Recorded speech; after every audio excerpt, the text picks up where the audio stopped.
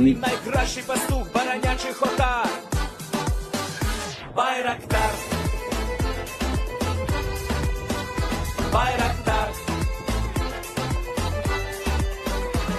Ті, хто воде всяке озброєння різне, потужні ракети, машини залізні, у нас на всі доводи є коментар. Байрактар. Байрактар. Вони захопити хотіли нас зразу, а ми зачаїли на орків образу з російських бандитів. Робить примар. Байрактар. Байрактар. Російська поліція справи заводить, там вбивцю рашистів ніяк не знаходить, хто винен в полі глухар. Байрактар. Байрактар. Веде пропаганду кремлівський урод, слова пропаганди ковтає народ, тепер нове слово знає цар. Байрактар. Байрактар. Байрактар. Байрактар. Байрактар.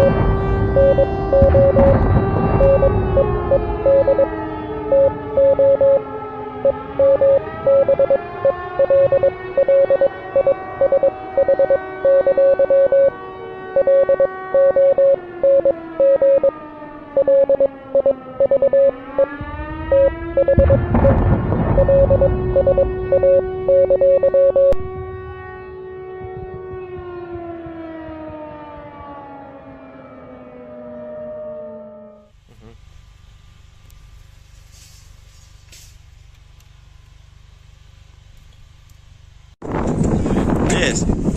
The Leaf Spring Army sends its regards.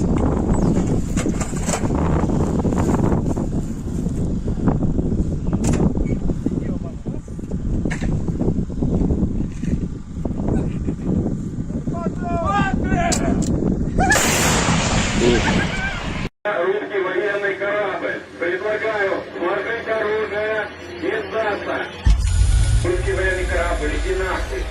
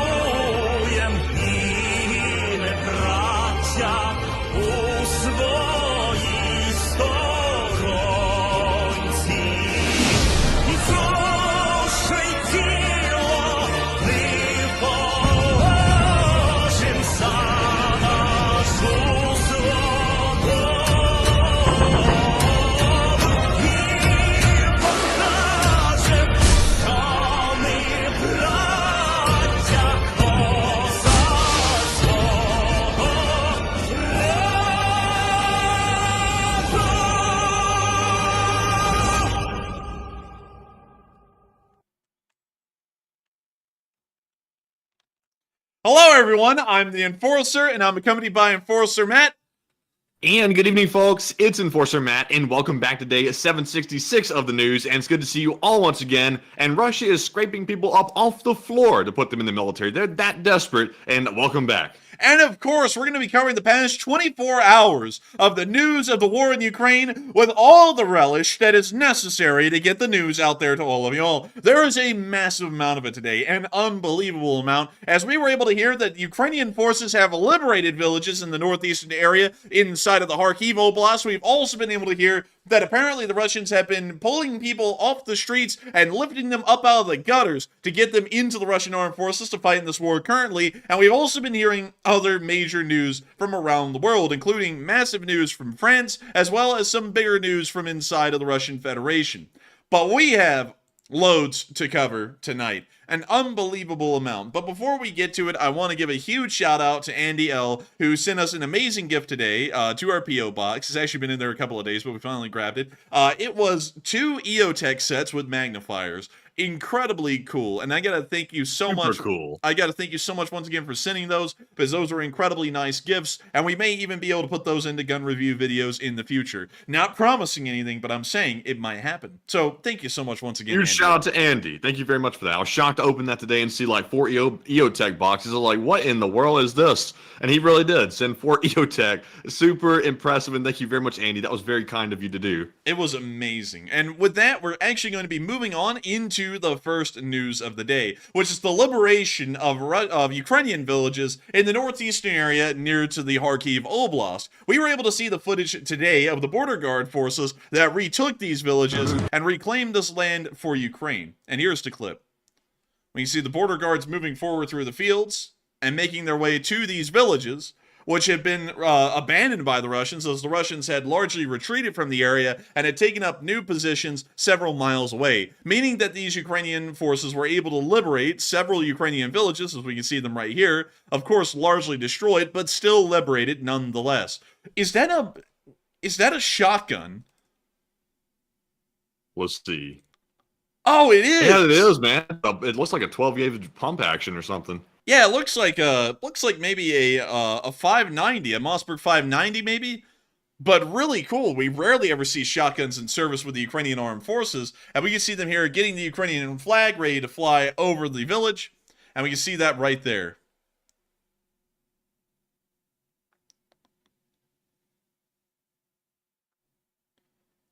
We see them flying the flags over multiple villages. And the clip ends right there, but showing us a successful liberation of several Ukrainian villages just over the past few hours. According to the information we've been able to get, these villages were the villages of Pestchinoi, Degtyaronoi, and Shabalnoi in the Kharkiv region. These were inside of the gray zone that really no one was able to advance into for quite a while, while the Russians had been holding it for a bit, fell back, and the Ukrainians have now retaken these villages and have claimed the territory once again for Ukraine. Massive news, and absolutely incredible to see that the Ukrainians are making pushes against Russian forces wherever possible and retaking Ukrainian villages whenever the ability arises. This is, of course, a smaller movement. Of course, 3 villages being captured is a big deal at this point in the war, but it is not going to be a war-winning move for that matter. It's mostly going to be something, I would say, along the lines of progress for Ukraine. Of course, it is complete progress, but at the same time, there is still a lot to go in the liberation of Ukraine, and hopefully we'll be able to see that this is the beginning of many successful missions and attempts to make their way on into the Kharkiv Oblast, well, at least the remainder of the Kharkiv Oblast, and into the rest of the Luhansk Oblast, which is just to the east of the very end of the border up in the Kharkiv area, or where the front line currently is at the moment. Moving on out of that news, it's time for us to get on into some other major news from within the Russian Federation. As we heard, apparently, according to some sources that were published today, one of them being Nexta, Russia is reportedly recruiting around 30,000 military personnel every month to participate in the war. Many of y'all may know that the Russian casualty report actually hovers around 30,000 wounded and killed per month, so far in the war in Ukraine, at least at the given moment. And it appears that based off of this reported number, it looks like the Russians are actually able to at least maintain the same force size that they had at the beginning of the war by just recruiting the same amount of soldiers that they are permanently losing out of the Russian armed forces. This is probably not going to be something that can last long term. Of course, with losses like these requiring such high replenishments, we'll probably see that the Russian Federation ends up running out of suitable replacements here in the near future, but we don't know when the near future is really going to be. But hopefully it will be fairly soon, within the next few months or maybe the next year. Because once they start to run out of recruitable personnel in these kinds of numbers, or it becomes harder to recruit these personnel, we'll probably start to see that the Russian armed forces really rapidly slows down, not only in its ability to be a meat grinder, but also its ability to even try and hold the front lines at this very moment. But still, this number is a little bit concerning, and some people are believing that this may lead Ukraine to be in some sort of a severe disadvantage because the Russians are pretty much replacing every single soldier that they lose with a brand new fresh one at some point. Of course, a lot of these soldiers are hardly being trained and are being sent into Ukraine nearly immediately, and so the other argument is actually being made that it is somewhat concerning, and it puts Ukraine at a slight disadvantage, but not a massive one, as these are just new bodies for the meat grinder and are not really posing any new potential for the Russian army or really building up their force numbers. Nevertheless, this is something that has been massively contended today, and I want to know what y'all think about this. Do y'all think that this report is very concerning as far as the Russian Federation ability to wage war goes, or do y'all think that this isn't that concerning and it's not that big of a deal?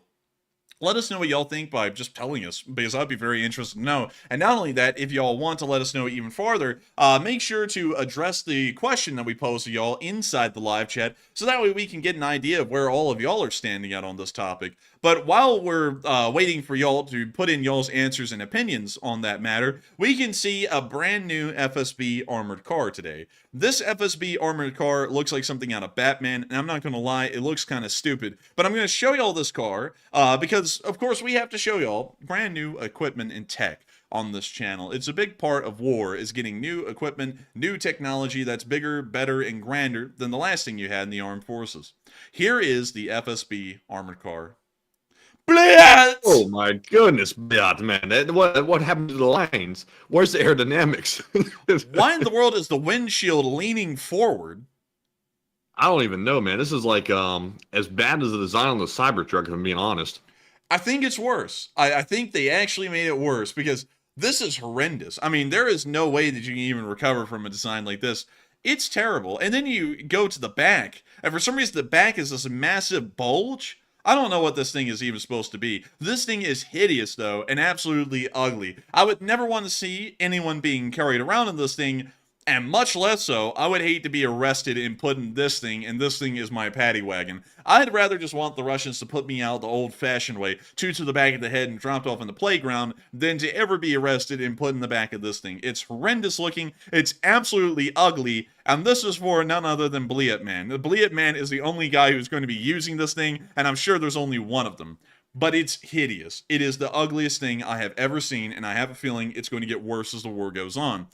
But for now, this thing is just ugly. Dog ugly. And we'll have to leave it at that. So, let me know in the comments what y'all think about this. Do y'all think it's dog ugly? Or do y'all think that there's something recoverable out of this? Do y'all think that this flat snout on the front of the vehicle is going to be able to sniff its way to the perpetrators? Or do y'all think it's more so going to slam into a brick wall and end up tearing it down just because of the absolute momentum of all of the raw steel that is sitting behind that flat grill? Let me know what y'all think down in the comments, or the live chat for that matter, because there is no comment section yet. It's the live chat.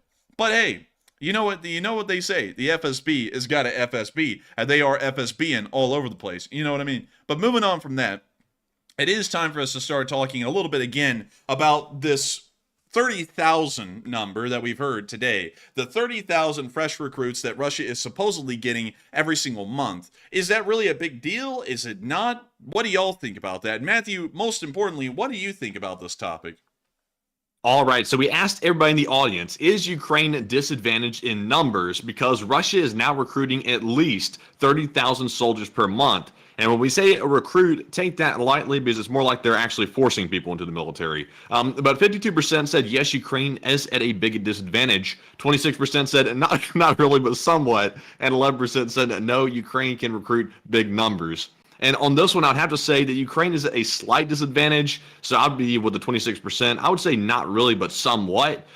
Ukraine can, of course, ramp up their recruitment as well. But in recent months, we've seen Sersky, the new commander of the military in Ukraine, sort of want to back off his mobilization efforts a little bit because they're saying it's really not necessary at the moment. So if Ukraine wanted to, they could do the same thing Russia is doing right now, but they simply have a better strategy. They're not losing guys at nearly the rate that Russia is losing guys, so there's no need to recruit that many people per month.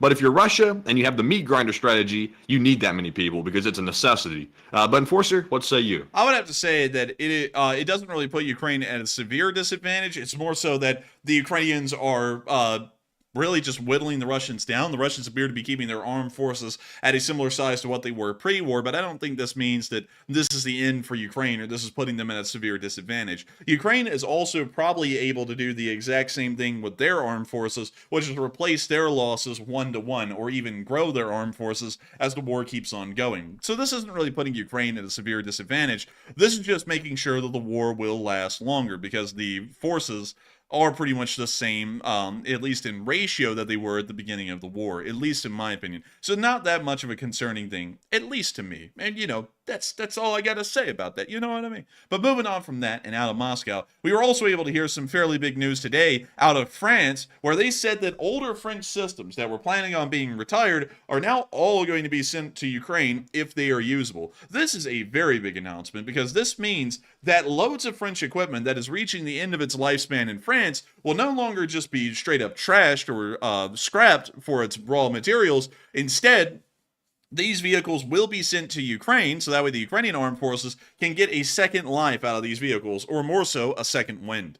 This is a massive thing, especially for Ukraine, because this means that they're going to have an unlimited access to older French vehicles that are still very competent and capable in the Ukraine war theater, that can serve their purpose at least a second time around before they have their final death on the front lines of Ukraine, either by breaking down or being abandoned or possibly being destroyed. But this will be a continued provision of armored vehicles and equipment, which is a massive lifeline to Ukraine, and once again a huge credit to the French, which are continuously putting in massive efforts in helping to bolster and support the Ukrainian armed forces as they continue on this incredibly long and incredibly arduous conflict. But moving on from that news from the French, it seems as though many people are talking about whether this is good equipment or not, whether the Ukrainians really need this equipment. Do they want it? Do they need it? Why do they have it? Is it going to be good? Is it going to be bad? What is up with this equipment? So many people are asking these kinds of questions, and I cannot wait to see what people are saying,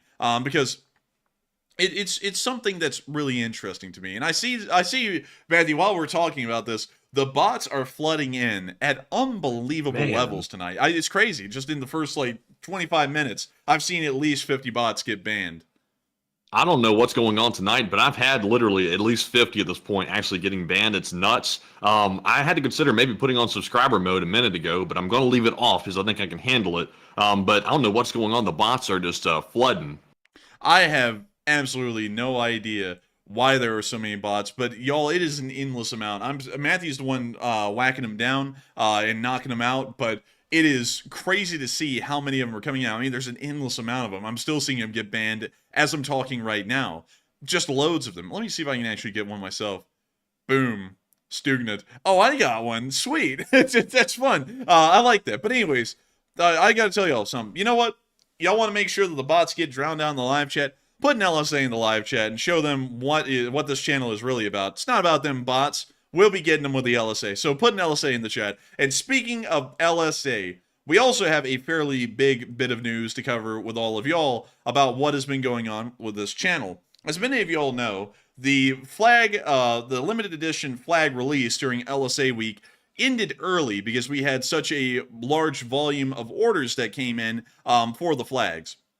And it was unbelievable. It truly was. We actually could not believe that it was supposed to be a week-long limited edition pre-order, and we ended up having to end it, I believe, in 3 days because so many orders came in within that amount of time. We simply would never have the ability to fill all of them if we let the pre-orders run for an entire week.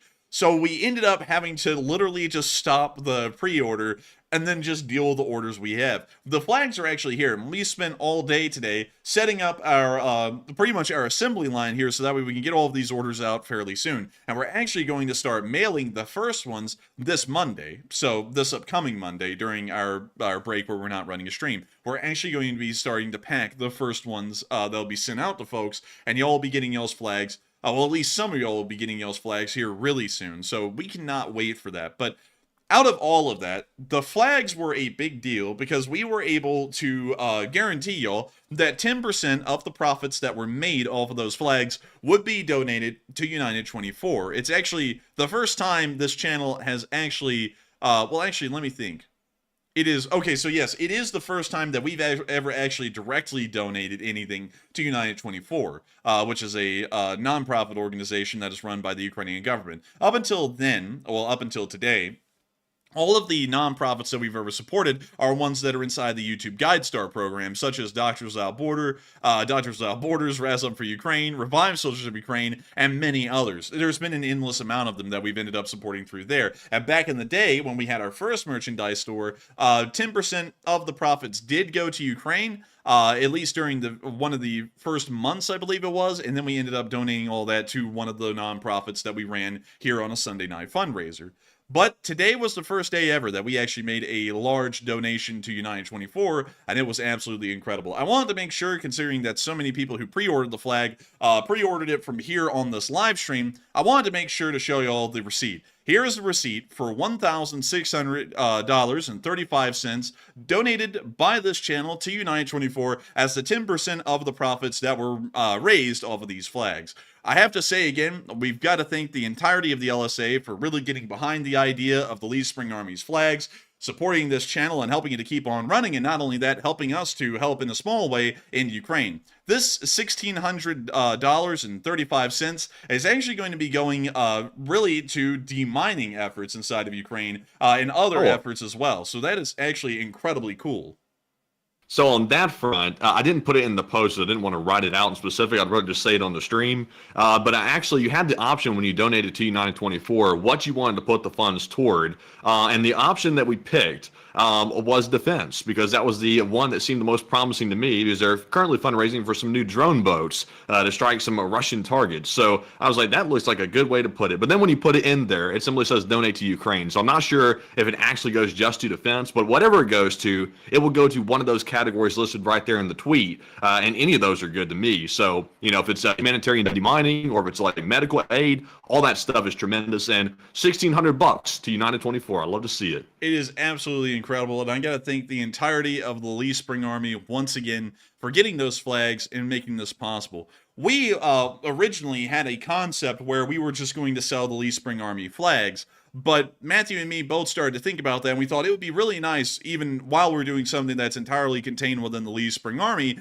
to help out Ukraine in the meantime. So we decided that 10% of the profits should go into helping out Ukraine directly through United 24. And so it's, of course, incredible to have that actually happen. I'm glad that we were able to do that with all of y'all. And put an LSA in the chat if you'd like to see that the Lee Spring Army made its first official donation through the Enforcer channel to United 24 of $1,600.35. Absolutely incredible, and I got to thank y'all for that. I wanted to make sure to put that news out there for... Oh, go ahead.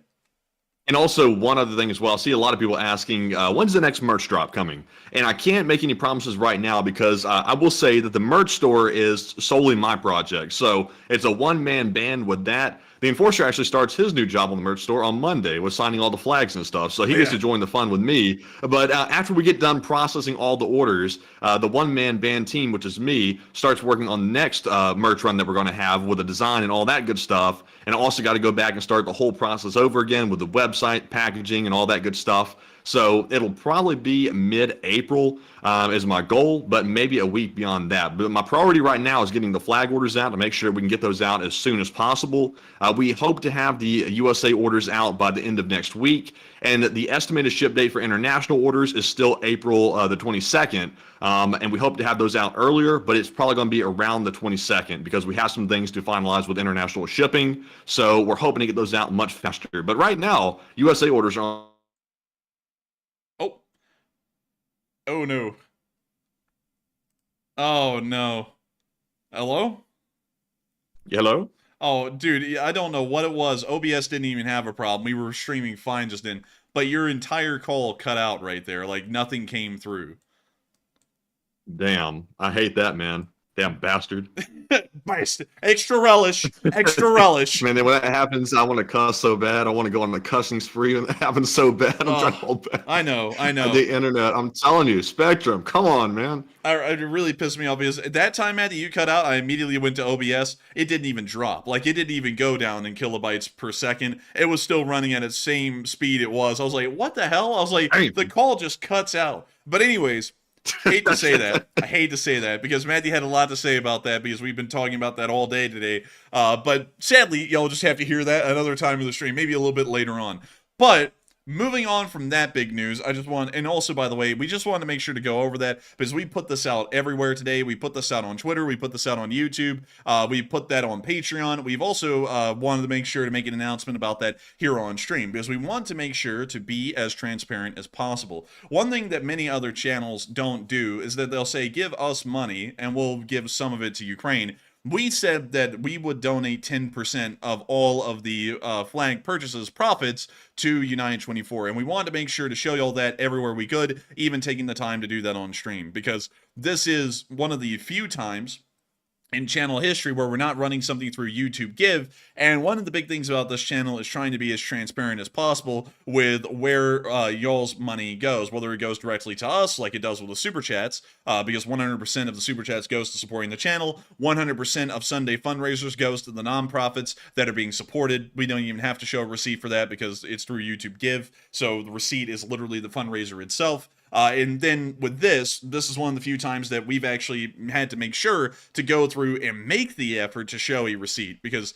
this is something that we got a receipt for and doesn't make it incredibly easy for all of y'all to see like a YouTube Give fundraiser would. So I hope that does do our due diligence on our end of showing y'all the receipt, and it's absolutely incredible to be able to do something like that. I hope that we're able to do that more so in the future, because of course there will be more limited edition merch drops, and 10% of each one will be donated to Ukraine. From here forward, every single limited edition merch drop that we ever have on this channel, 10% of it will go to Ukraine until the war is over. And so with that, or, well, actually, I got to give a big caveat to that. 10% will go to Ukraine until the war is over, or if a world war starts, and then we might end up picking something else to support, because I'm sure that there's going to be many other organizations that are popping up similar to United 24 in other countries that would need the help, and we may just pick the organizations when it comes to each monthly drop at that point.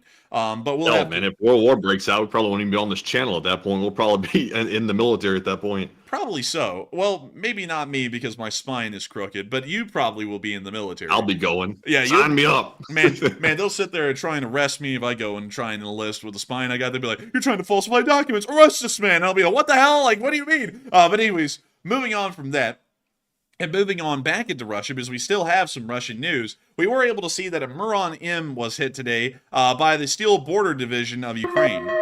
And apparently we got Super Mario music playing here. Nice. Deep fried. And we can see the Oh, drone. me, it's a Mario. It's a me, Mario. But we can see the drone coming in and hitting the Muron M right there, and there it goes. It's gone and forgotten quite easily. Moving on from that little bit of news, because that's the last bit of news we got in Russia today, and it appears that was the last thing that a Russian surveillance guy saw after the little Muron M got hit. It's now time for us to travel all the way over to the Ternopil area, where we got to see some really cool Ukrainian MiG-29s of the 40th Tactical Aviation Brigade, the Ghosts. Check it out. And we're going to be muting that.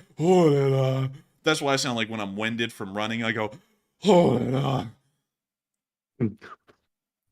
When we see the pilot getting up in the MiG-29.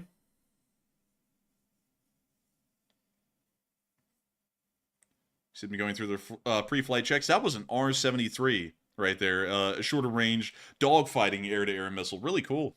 Really nice to see. See the MiG-29 heating up. We can see it rolling out. I gotta say, that MiG-29 looks a little old. And there it goes. Oh, yeah, man, it's been like a little bit rustied up. Man, this thing was pulled out of retirement. They were like, you gotta get back to work. But there's that smoky exhaust that I was talking about a couple of days ago with the MiG-29. That's what they look like flying through the sky. So it's actually very easy to see a MiG-29 up there because the fuel burn on the engines without the afterburner on is so inefficient that it's pretty much creating this giant black trail behind it as it flies. But man, if that was like down here in the South, like that'd be considered a feature. That's it, dude. Rednecks from miles around would be gathering to buy that thing. They'd be, I'll take 20. Dude, you would see all damn, Cletus, that jet's rolling cold. You would see all the Cessnas at the local airfields replaced with MiG-29s within the week. Like, every single Cessna would be gone. It would just be a MiG-29 from then forward. But moving on from that, it is now time for us to start moving on into what the French did. What the French be doing. And so many people have so many comments to make on what the French really do be doing. Some people are saying that decommissioned equipment that the French are going to be sending into Ukraine is a great thing for Ukraine. You have to remember, the Ukrainians always need equipment. And VABs are, of course, fabulous. And so many people think that it's an incredible thing that Ukraine is getting this equipment. But Matthew, what do you think? All right, so we asked everybody, is it a good thing that France says it will start giving decommissioned weapons to Ukraine? 85% said good, Ukraine needs that equipment. 6% said it works, but it's really not that great. And 5% said Ukraine's being used as a dumping ground, and 4% said unsure.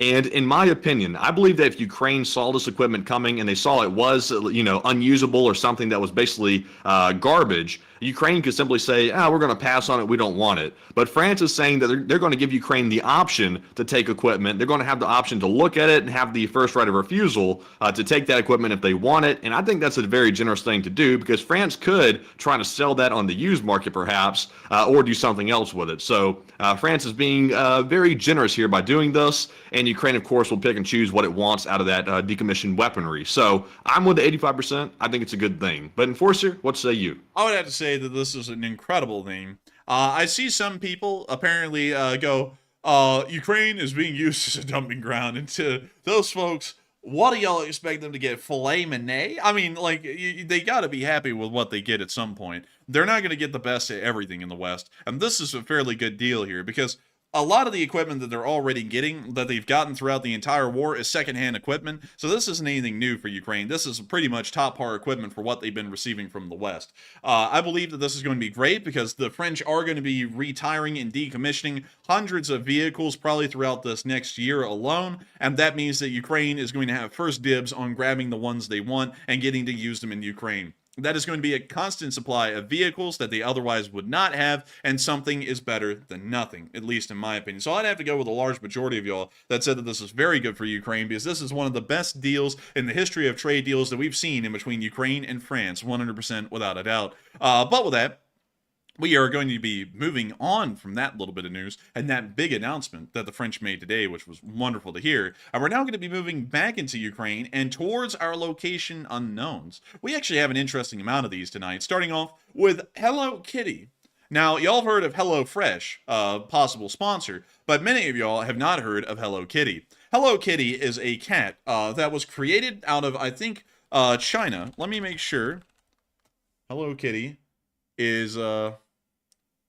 Oh, I'm sorry, everyone. For some reason, I thought that it was Chinese, but it is actually Japanese. I was about to say, if Hello Kitty is actually Chinese, then it would be executing political dissidents. But actually... Now, you're going to get flamed by the anime lovers for that one, because Hello Kitty, everybody knows about that one, man. It's not Chinese. Let's see here. I got to make sure. All right, so. Oh, we got crashing. Crashing's coming in hard. Oh no! What? Oh no! They're going to kill me! Oh, don't do it to me! No! Oh man, I'm so sorry, everyone. It is an anthropomorphic cat. It is a female, from Britain, and it is in fact Japanese. It's a Japanese creation. I'm so sorry, everyone. I don't know why in the world I called it. Please forgive me. Please forgive me. Don't hurt me. But I swore, y'all, that this thing was in fact Chinese for some reason. Because I remember. Okay, I'm gonna explain this and why. And this is gonna sound really stupid when I explain why. Down at Epcot, in Disney World, when we went like 12 years ago, the Hello Kitty was in the Chinese pavilion. It was not in the Japanese pavilion. So I just assumed from then on Hello Kitty was a Chinese thing. And so apparently Disney got that wrong, because I swear that the Hello Kitties were in the Chinese pavilion. I would have remembered if they were in the Japanese pavilion. I would have, but they weren't. I swear. I promise y'all. So terribly sorry, everyone. Please do forgive me. Oh my goodness. And I'm getting flamed. Oh man, I'm telling you. I get a respect around here. But beyond that, Hello Kitty is a very widely known character. While I don't know where it comes from, everyone knows what Hello Kitty is. And you can see one of them right here, right there. And this is something that is very interesting, because the Ukrainians have decided today that they really like Hello Kitty a lot. And so they decided to make an RPG grab bag with a Hello Kitty backpack. There it is. There's Hello Kitty carrying RPG 7s. I like it. Oh, does Hello Kitty talk or anything like that? Because I was about to do a voice for it, but I don't want to just make one up. The Hello Kitty, from what I understand, does not have a voice. Oh, it's silent. It's like what's that? Damn, what's that guy? Popeye. No. Popeye spoke. Hell, I don't know. One of those cartoon characters didn't speak. I can't remember their name though. Man, I forgot who didn't speak. I think a lot of them didn't speak. Like Mr. Bean, Rip Mr. Bean, a great Disney character. I'm about to inflame more people. Like, what the hell do you mean, Mr. Bean is a Disney character? But also, I gotta say, I really like this AK-74 that they have back here with the Extendo Bakelite mag that looks like it's been taped together. It's just a great deal. And a Red Bull. There's a Red Bull back there too. I mean, this is the peak, like U.S. Marine Corps loadout. If they were able to pick their perfect one, it is Red Bull, a Hello Kitty backpack filled with RPGs, RPG-7 warheads, and then also an AK-74. Not that bad. I'm pretty happy with it, aren't y'all? But moving on from that and into our next bit of location unknown news, it is time for us to move on to some cool pictures of the Alpha Group of the SBU. While I may not know what Hello Kitty is, I can tell y'all that the Alpha Group of the SBU is real shit, and they're pretty cool at what they do. You can see them here with their AR-style platforms, firing into the distance in a training drill. You can actually see one of the brass cartridges having expended from the rifle, flying backwards toward the left side of the camera. You can also see in the next picture, these two guys talking as one of them is showing his hand and pointing in some direction. We can also see in the final picture, this guy, clearly labeled as an SBU operative in this final picture, with two MRAPs in front of him. This was one hell of a cool photo shoot, and while I may not know where Hello Kitty is from, I do know a cool photo shoot when I see one. And this was, in fact, the coolest of photo shoots, absolutely the illest. And I love to see it, and we love to know that the SBU is out there repping the set and taking absolutely sick photos along the way. Moving on. I gotta say, the SBU like symbol, like the little 3 letters or whatever, I don't know what about that looks so like intimidating. It looks very, very cool, like the 3 letters there. I think I might have seen that in movies or something like that before, because something about it's intimidating. Something about that is in fact intimidating. You know, Matthew, there are many 3-letter combinations that are intimidating. There's the there's the FSB, there's MI6, the KGB, the FSB, the IRS. There's many 3-letter combinations that are just devastating to hear. And I gotta tell you, Matthew, none strike me with more fear than the IRS. I paid my taxes, I swear. And so with that, that is the end of that little Alpha Group cameo right there. And moving on to our next one, we also got to see that apparently the Lancet drones, the Lancet kamikaze drones being used by the Russians, have Sony camera equipment mounted inside of them. A very interesting conundrum. Check it out. You see them flipping it over. And this clearly screams Sony. And there's the camera gimbal again right there. So you see them wiggling it around. And I gotta tell y'all, folks, I'm an expert when it comes to this kind of stuff. And I swear, that's a Sony. Like, I don't know what I'm really looking at, but apparently it's a Sony. But with that, I gotta say that is A really interesting thing, and it's just interesting to see, interesting to know. And I just thought I'd show that to y'all, just to share that around. But moving on from that and into our next bit of location unknown news, we got to see a brand new Russian dummy. Many people may be thinking that this is Vladimir Putin. Many people may be thinking that this is the normal Russian soldier. But as a matter of fact, it is a whole new kind of dummy that we've never seen even on the battlefields in Ukraine. This one. Oh, what in the world? What the hell? Man. Man, this thing's got a forehead on it bigger than the hot dog man's. I mean, that is one hell of a forehead they're hiding under that little beanie. But beyond that, I gotta say, this is something interesting. You rarely ever see anything like this, even in Ukraine, even with the Russians trying to mitigate their casualties.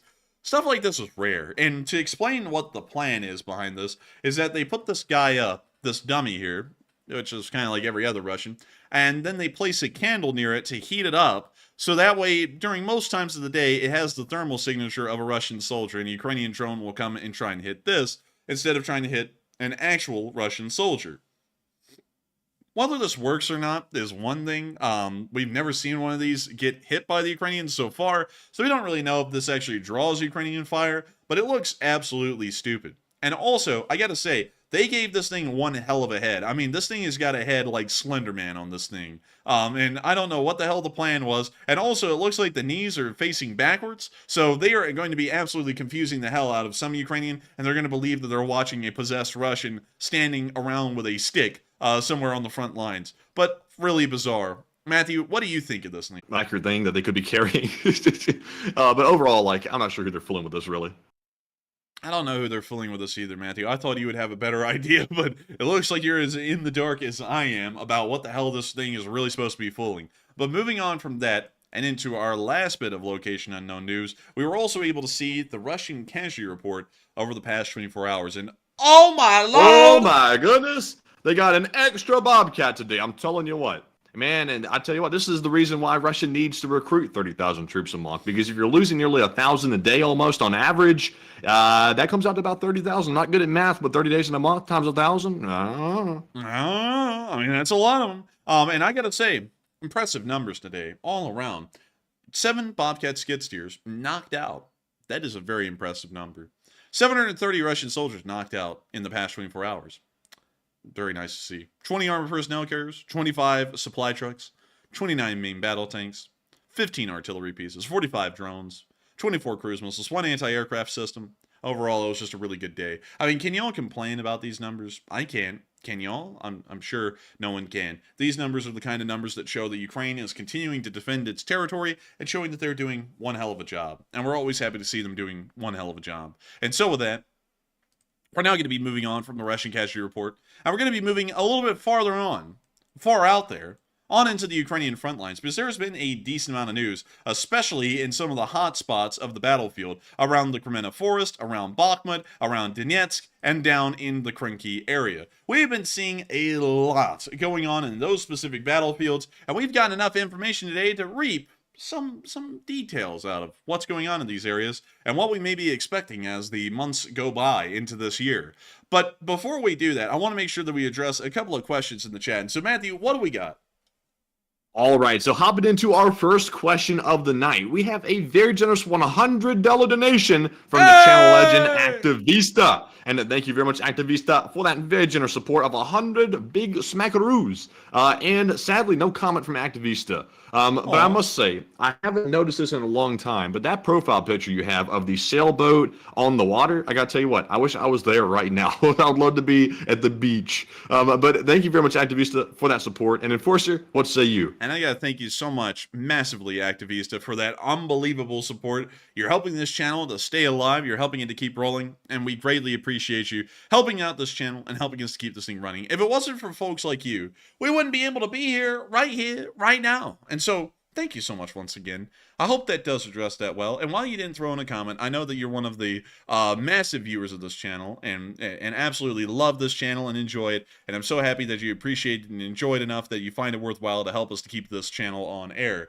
Folks like you who support this channel have made it possible for me and Matthew to be here for 766 days as of today. And your support will help us to continue to be here, hopefully well on into the future. And so thank you so much once again. I hope that does address that the best we can. And with that, we are now moving on into the next one. All right, and our second one is going to go to Herberg, who throws in a $20 donation. And thank you, Herberg, very well as much, or very much as well. I got it backwards. I'm like, oh, no, Yoda. But Herberg says, greetings from LSA, Norway, and Slav Ukraine. And I love your streams. And we love you, Herberg. You've been here for an incredibly long time. Absolute channel legend and an old guard. And I thank you so much for loving these streams and really enjoying them. Hello to the LSA in Norway. There are so many Norwegian viewers that watch this stream that are active in this live chat. And we appreciate each and every one of y'all. I know that Siri is from Oslo, one of our Norwegian viewers. But I seldom remember where you're from in Norway, Herberg. Where are you from? I would love to know. But still, thank you so much once again. Long live the Lee Spring Army, and hello to the Lee Spring Army contingent in Norway. We actually know that a decent amount of the LSA flags are actually going to be making their way into Norway, so we cannot wait to see what that is going to look like with LSA flags flying over the beautiful Norwegian landscape. We love Norway on this channel. We love many Western countries here on this channel. And I gotta say, thank you so much for being one of those Norwegian viewers, and thank you so much for helping this channel to keep on running. And thank you once again for being a big part of the Lee Spring Army. And so with that, I hope that does address that the best I can. And with that, we are on to the last question of this segment, and then we're going to be moving right on into the frontline news. And unfortunately, you wouldn't believe it, but the reason why I've been somewhat distracted is someone who used to be in our chat like about a month ago who turned on us big time and started spreading all kinds of lies about us just showed back up in the chat. And I was like, is that the same person that's been bashing us? He showed up like nothing was the matter and started talking to everybody once again like there was no problem. But the moment I called him out on it, he went berserk. He jumped off and unsubscribed and jumped on Twitter and went berserk over there on Twitter. So I'm telling you what, man, like the haters cannot get enough of the channel. They keep coming back. Even if they're like, I'm done with them, like start spreading lies about us, they can't help but come back. What? Wait a minute. Who the hell is this that you're talking about? I don't want to call it off on the air because I don't feel right about that, but I'll email it to you or text it to you so that way you can see. Yeah, text it to me real quick. I actually want to, hang on, y'all. I got to get this juice. Let me see here. Oh! I can't believe he showed back up, to be honest with you, because he's been saying some dirty stuff about us on Twitter, like nasty. Well, you know, that's the problem with these people, Matthew, that say the crazy crap about us. They actually like the channel. It's just the thing is that for some reason they're crazy, so they have to attack it. But that's nuts. I can't believe that. That's crazy. So to fill y'all in, we're not going to say their name on air because we've got some standing, where we're not going to, just call out haters because, the haters hate, but, we're on that grind. But beyond that, this guy here in particular left this channel about a month ago after he cussed Matthew and me out in the live chat, and he ended up getting banned for that because, of course, we don't take that kind of stuff, that kind of disrespect. We don't throw it on y'all. We don't expect to have it thrown back on us. So this guy ended up getting banned, and after that, he went on an absolute tirade against us on Twitter, just saying the absolute most heinous things. Kind of joining the hot dog chorus and all that stuff. So then tonight, and I didn't even notice it until I started scrolling up, and then I noticed it, Matthew. I was like, oh my god, no way. This guy was in our live chat again, just trying to blend in with the crowd and just chill. Crazy. I mean, absolutely insane. And then he got called out, and now he's hopped back off. And now he's gone from the stream, and now he's saying the absolute most heinous things about us on Twitter again. It is crazy. It is crazy, y'all. I was shocked. I was like wiping my eyes off like you see in cartoons and stuff, like trying to polish my eyeballs. Like, am I seeing this correctly? Is this the guy? I had to go and double check some things real quick to make sure. I was so in shock by it. I was like, no way this guy's showing back up and just acting normal like that after what he said. But man, he left voluntarily. I said you have two options. You can leave voluntarily, or I'm going to kick you out. And he left. And it looks like he left. But I gotta say that it is just something wild to see that kind of stuff. I'm so sorry, y'all. I actually had to pause the whole show for that. That is wild because it shows you how much they really do hate the channel. It's apparently not enough because they get right back in the live chat and they try and pretend like all of the slander that they've said about this channel just didn't happen. Pitiful. I kind of feel sorry for the abandoned ones because like they just realized, Matthew, that too much of a hot dog thing is just too much. It's too much, man. Too much relish, too much mustard, too much ketchup, a little too much wiener. Ooh. Or, well, I don't think that's that much of a stretch for the hot dog man, at least. But beyond that, wait, that'll be shown next, Matthew, on the next hit piece. Look, they said I eat wiener. Oh my God, I can't wait for that. That'll be great. But anyways, with that, like lions, tigers, and hit pieces. Oh my! It's just fun. It's a great time on here on this channel, and I hope that y'all are here for the trip. It's a fun one, that's for sure. But with that, I hope that does address that fairly well, and it is time for us to move on into that final question of this segment because we didn't even make it to the final question. Matthew had to bring us up to speed with the current drama that was going on in the live chat, which is absolutely funny. But with that, what is the final question of the segment before we move right back into the news? All right, and the final one of the segment is going to go to Richard McGurl, the longtime channel legend as well, and threw in a $50 donation. Very generous support as well, and thank you very much, Richard, for helping us continue our work, and also go on a side tangent there on someone who was nuts who showed back up. But Richard, thank you very much for that. We appreciate it very much. And Enforcer, what say you? And I gotta thank you so much for the support, Richard McGurl. Yeah, absolute legend, you old guard of the channel. I thank you so much for joining us tonight. I see that you really are going off in the live chat. He do be bullying, Matthew. But beyond that, I gotta thank you for throwing in the massive support and showing us the flying pear exploding in the distance in some kind of a cosmic ray of light, also called a firework. But beyond that, I gotta thank you for being an absolute legend of this channel, appreciating this channel so much, and not only that, helping it to keep running, because folks like you have made this thing possible way in the past, way closer to the present, in the present, and hopefully into the future. And I gotta thank you so much once again for helping this channel to keep on running, because if it was not for folks like you, we wouldn't be able to be here live on air right now covering this news. And so thank you so much once again. I hope I was able to address that well. And with that, we are now going to be moving on back into that frontline news. Really quickly, we are going to be showing all this area up here. Once again, reminding everyone that the Ukrainians were able to reclaim 3 villages in this area today in the front line. And moving on from that and down into the Crimea front, we have seen a decent amount of action within this neck of the woods. Literally, it's a neck of the woods.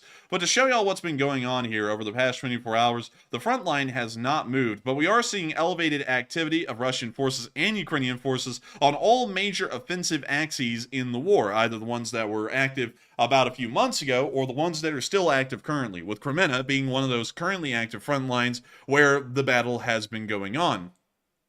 Moving on into this area, we have seen that Russian forces are continuing their push towards the towns of Cherny and Torske. It appears that they're attempting to capture all villages that are directly alongside the Zarabets River and the reservoirs that have been created down its length, possibly trying to create a buffer zone here where they know that they will not be counterattacked, and then funnel Russian forces further south and into an offensive once again towards the town of Liman, which is a major linchpin for further offensive operations that would attempt to target and capture the towns of Slovyansk and Kramatorsk, some of the few major towns that remain within Ukrainian control within the Donetsk region. Really, honestly, actually a correction here. The Slovyansk and Kramatorsk hold the exact same relevance in this oblast as Severodonetsk and Lysychansk does in Luhansk. So that kind of gives you all the reason why the Russians are advancing in this area. However, they were taking some considerable losses today. We got to see that the Raggy blew up a couple of Russian vehicles. Raggy! We're going to be muting that. And we can see here the Ural getting hit. The Russian Ural, bliat. Oh, goodness. Oh, and they're just cooking up the Ural. Dear. Trade your urinals better, bliat, in Russia. Man, this Ural is being turned into a urinal. Don't abuse the urinal, bliat. Take good care of it, sir. What voice is that? I don't even know. I kind of got like a frog in the throat, and I just kind of went with it. Bliat. Hey, you sound like some kind of an Italian mob leader. I need You know, that man whacked. Vinny, go down there and drop a bum on the truck. Take him out.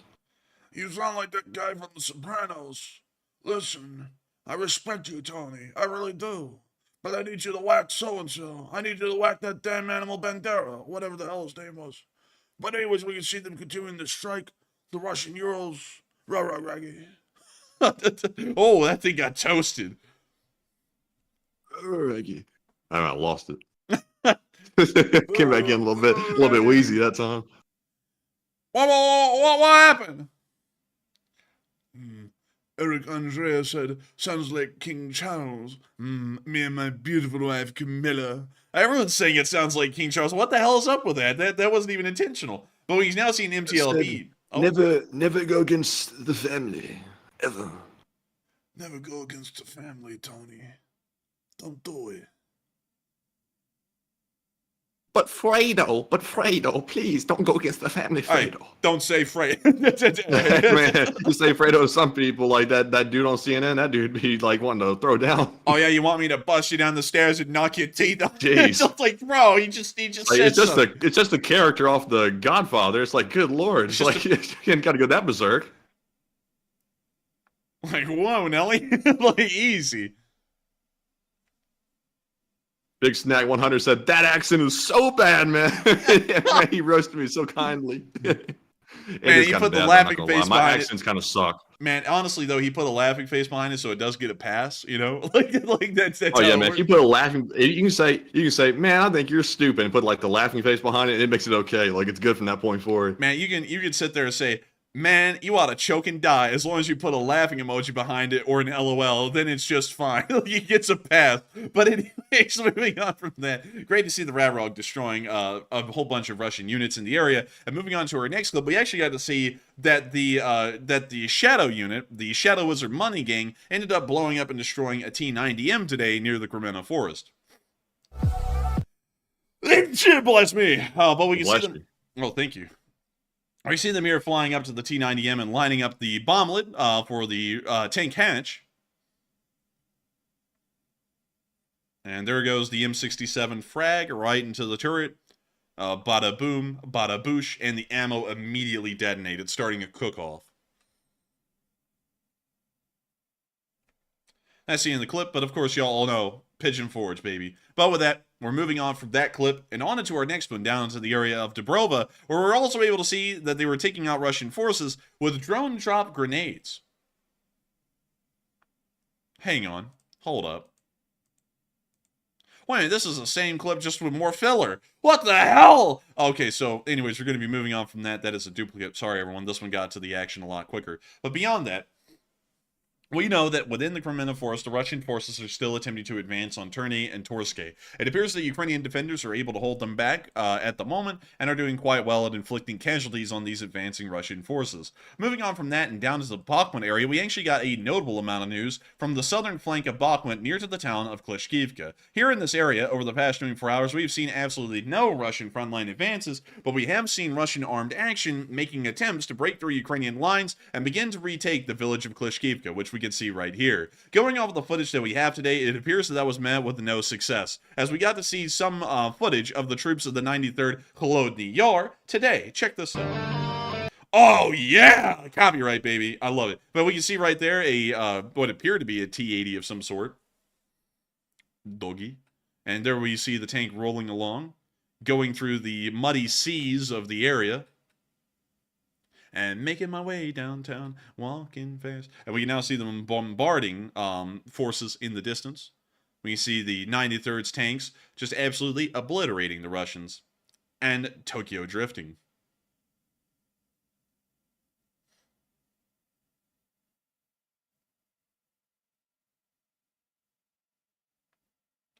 We see them continuing to fire into the distance. And firing directly onto Russian positions with the tanks.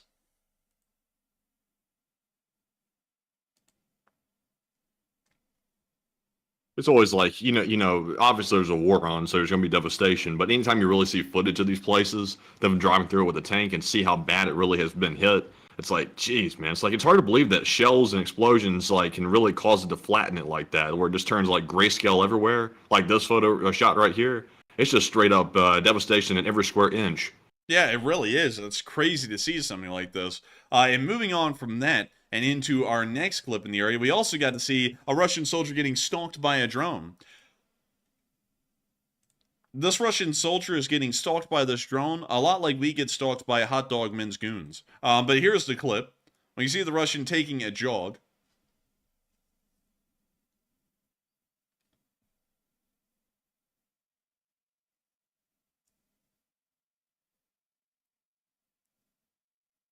It's a guy wearing an EOD suit.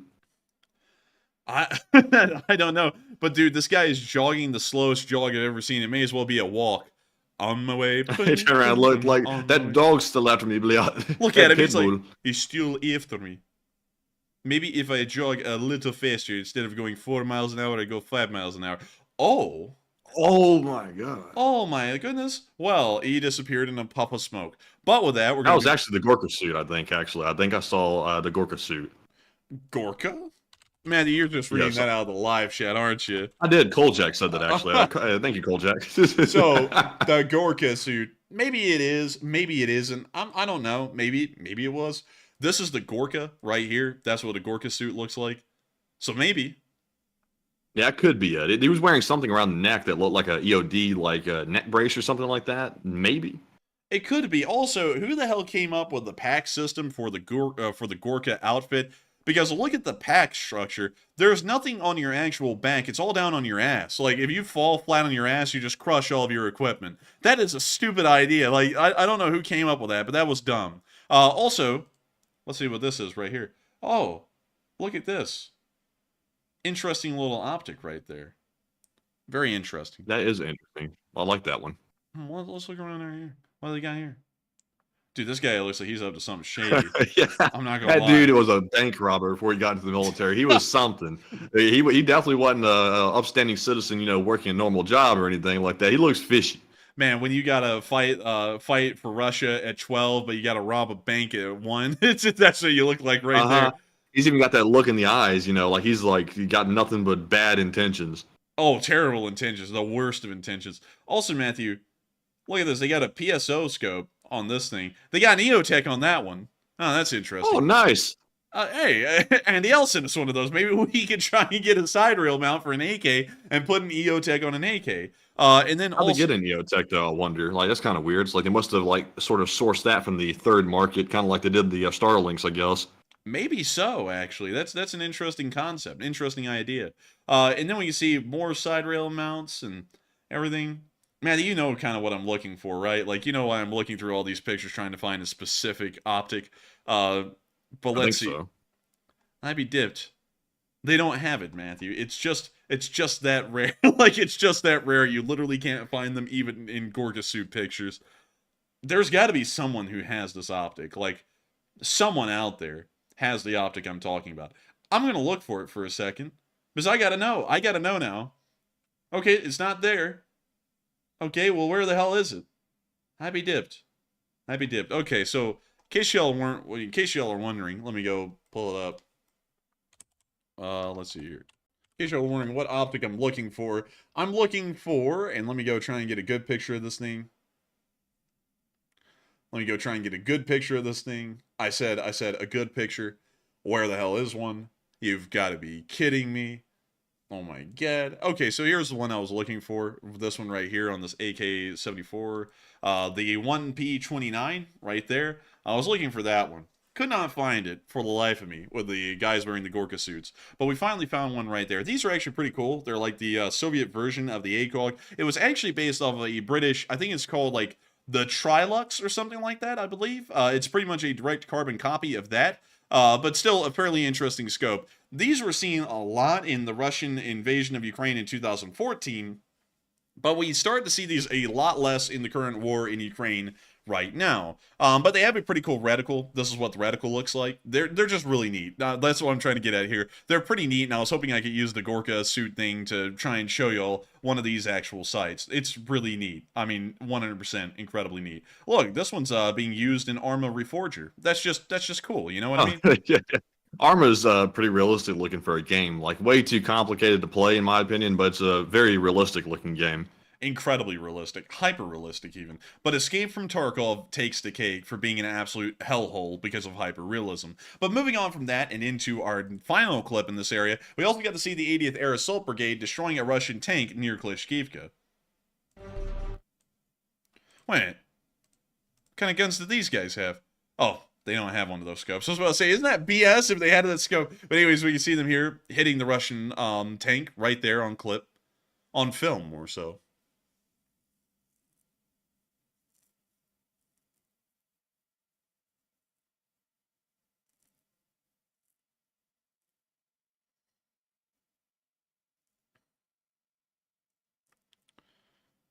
Ooh. Oh my. Oh my. And Rats, you're right. Escape from Tarkov is nothing but cheaters nowadays, and also it's run by the Russians, so I simply refuse to play the game. But moving on from that, it's nice to see that the 80th was able to destroy some Russian forces in the area today, and it's time for us to move on down to the more active battlefield of Avdiivka. It is time for me to show y'all what has happened here over the past 24 hours. It appears that the Ukrainians may have moved back, according to Deep State UA, but we don't really know that for sure, and we may not be able to confirm that. So moving on from that and into the frontline news, considering that the front lines have remained stable over the past 24 hours, moving up into the Stepove-Berdichi area of the northern flank, we were able to see that Russian forces were hit today by a Ukrainian 155mm artillery piece. There is the Russian. Here comes the artillery. Any second now, and here it comes. Oh, right on the dot. There we go. There goes the tank. A direct hit from a 155mm howitzer.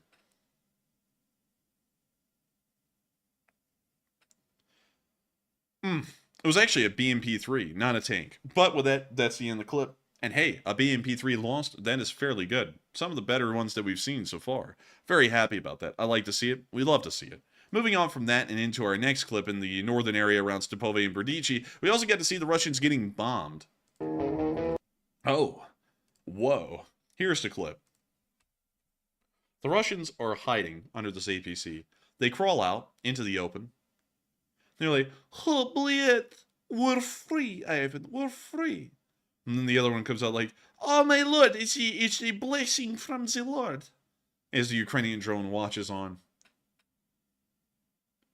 Oh, come on out, Ivan. Oh, number 3, absolute blessing. BMP works wonders. I'm sure the Ukrainians have not been watching this APC. Let us start firing to draw attention. Yes, let us.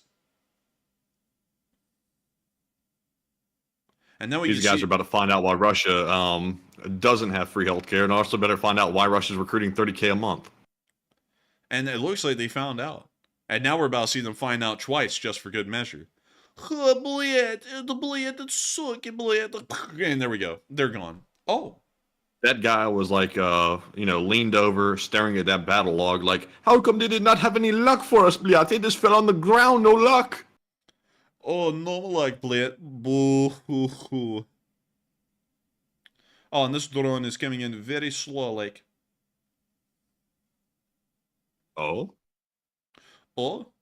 Oh, and this one hit right inside the wheel spoke, taking out any remaining Russians, Bliat. Very effective. All 200s. That's what that means. The 200. Or disappear, or whatever the hell they say. Anyways, with that, we're moving on from that clip and into the next one, where we got to see a BMP-3 hitting an AT mine. And it's a duplicate. Why is the hell is it a duplicate? We're deleting that. We're moving on into Lostochkine, where we got to see some Russian land ships being destroyed. These are being called land ships by a person on Twitter called NTL Skizo. They actually follow us. So I'm calling them land ships in honor of that name. I think they're very appropriate. What these are Russian unmanned drones. They have machine guns on top. Well, actually, these have AGS grenade launchers on top. And the Russians are using them to try and support their infantry operations in the area. The Ukrainians decided to blow these up with their own FPV drones that came in flying, while these came in rolling. They see me rolling, they hating. They see me rolling. They hating. But wait, here comes the FPV drone. Boom! Man, is that? Wait a minute. Was that one of those ultra fast ones that Ukraine's gotten? It had that weird like angle to it. No, I think they were just trying to lean it down on into the land ship. Maybe it was going slow though to be at that like steep of an angle. It's kind of like the really, really super fast new drones I've seen them have. Possibly, maybe, perhaps. Who knows? Perchance. But we see the next drone lining up over on the right side of the screen to come in on the one in the back. Oh, that one is Oh, gone. dang. That was some power behind that one. Looks like that one may have actually detonated the little land ship on the ground. Oh, it's gone. Yeah, it disappeared. There's nothing left. It's like it never even existed. And now they're going to get land ship number 1, finally. Hopefully blow it to pieces. And it looks like that one may have been blown. Oh, no, it wasn't blown to pieces, but it was disabled for sure. But wait, there is about 12 And like Danny Stout said in the live chat, so that's amazing the size of that charge the drones can carry. And it really is. That's carrying a lot of firepower behind it, like even more than usual. That's a weird type of drone. Like I'm not sure if it is the F1 like fast style drone or not, but if it isn't, then it's some type of drone carrying a larger charge because that firepower is tremendous. I gotta say, it is absolutely tremendous. Moving on from that and into the area of Tenenki, we also got to see the 3rd Tank Brigade posing with one of their tanks. Really cool. There's not much more to say about that than what we see here on the screen, but still, just pretty neat. Moving on from that and out of the area, well, actually a little bit further on down into the very fringe of the Avdiivka front, we also get to see the 59th Legion hitting more Russian forces in this area. Oh, we're going to be turning that down.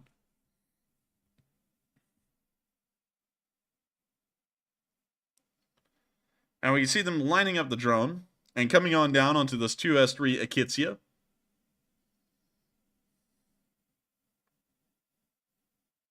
And blowing it up. And there it is, blowing up and toasting. Blét, soka.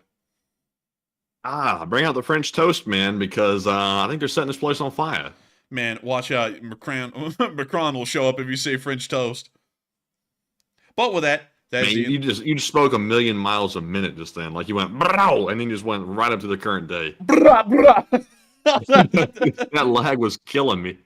Man, oh man, it's killing me. But with that, that's the end of that clip. And we're now going to be moving on from that one and further down the lines from the Donetsk region all the way through Zaporizhia. As nothing happened on that front line today, showing no action whatsoever. And we're now going to be moving on down into Krinky. From what we understand, Ukrainian forces do control Krinky still. Although that has become a little bit ambiguous over the past few days. We don't really know for sure, but we are assuming that they are in control of Krinky. But moving on into the one clip that we got from this area, we did get to see that Magyar was showing us some brand new Russian decoy systems that they've deployed, where they're trying to draw away Ukrainian drone fire. Here's the video. I'll let Magyar explain. Гумору вам стрічку.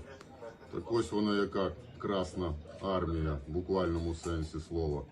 Рубашня вночі завезла до зачарованого лісу манекенів, трохи поспішали з розвантаженням. Тепер у солдатики бавитимуться. Зараз вони їм свічки у дупи напхають, щоб поночі теплові сигнатури світилися. Нарядять і убій. Виїзний театр абсурду. А ось вже ряжені на човнах по лісу запускають. In boats. Man, they in forest boats. They use those to navigate the forests.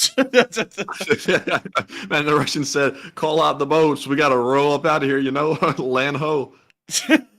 Hey, that's that hot dog guy. But anyways. Hey, land ho. Oh man, I'm going to hit P some harder tomorrow. Сподіваюся, що хтось на те поведеться.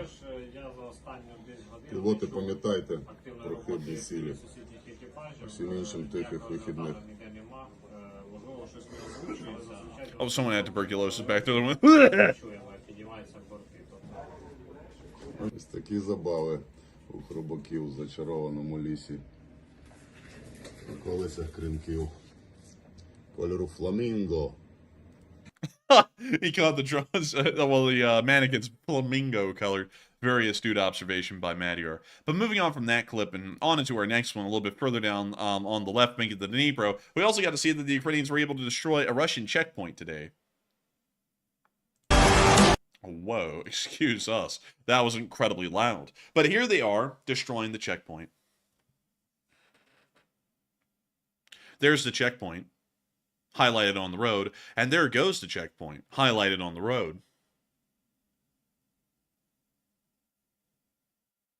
Also, Enforcer, after this clip, can we address the poll that we currently have running so that way I can put up a new one that Andy L. just suggested? Yes, we can. Of course we can. Why not? Why? Well, there should be no issue.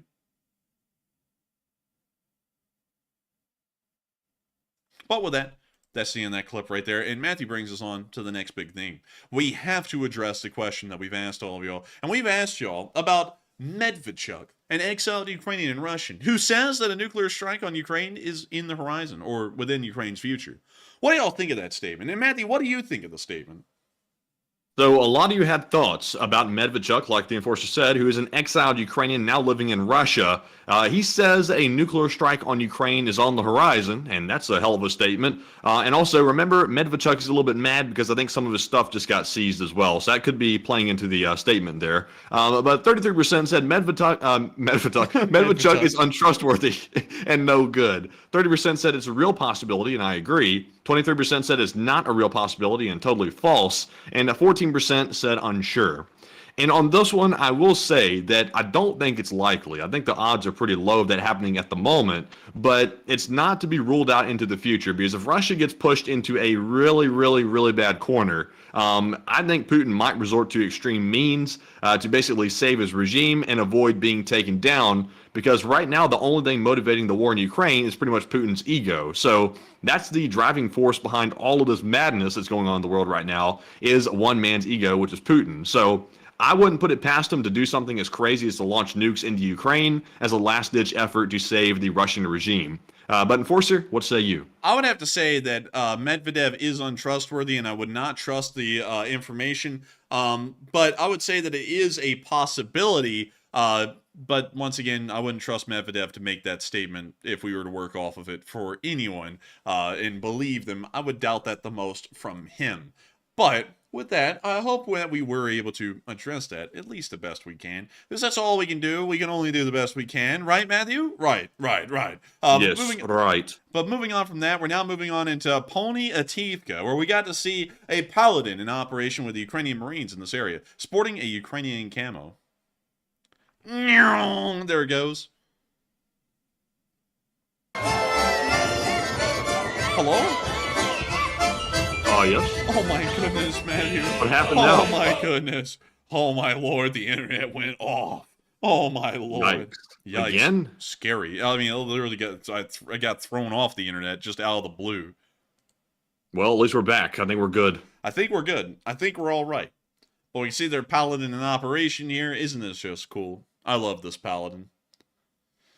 Hey, Matthew, isn't it weird that we start getting thrown off the internet and lag attacked and everything after another hit piece was made? A coincidence? Yeah.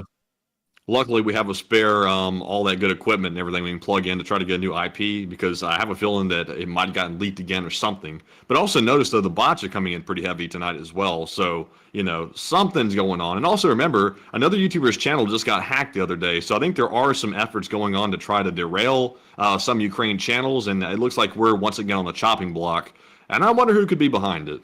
I don't know, Matthew, but it reeks of hot dogs. It reeks of hot dogs. Man. That hot dog smell, it's unmistakable, and I smell it strong. I'm telling you what, and I'm hearing a little moaning in the background too. Oh man. Aw, man. I'm gonna make another hit piece filled with BS. Boo. Boo. But anyways, moving on It's from... so funny. Oh, man, it really is funny. I honestly get a kick out of it these days. But moving on from that and up into this clip, we got to see the inside of a Ukrainian S-300 while it was operating today. Check it out, y'all. Супроводжую першим.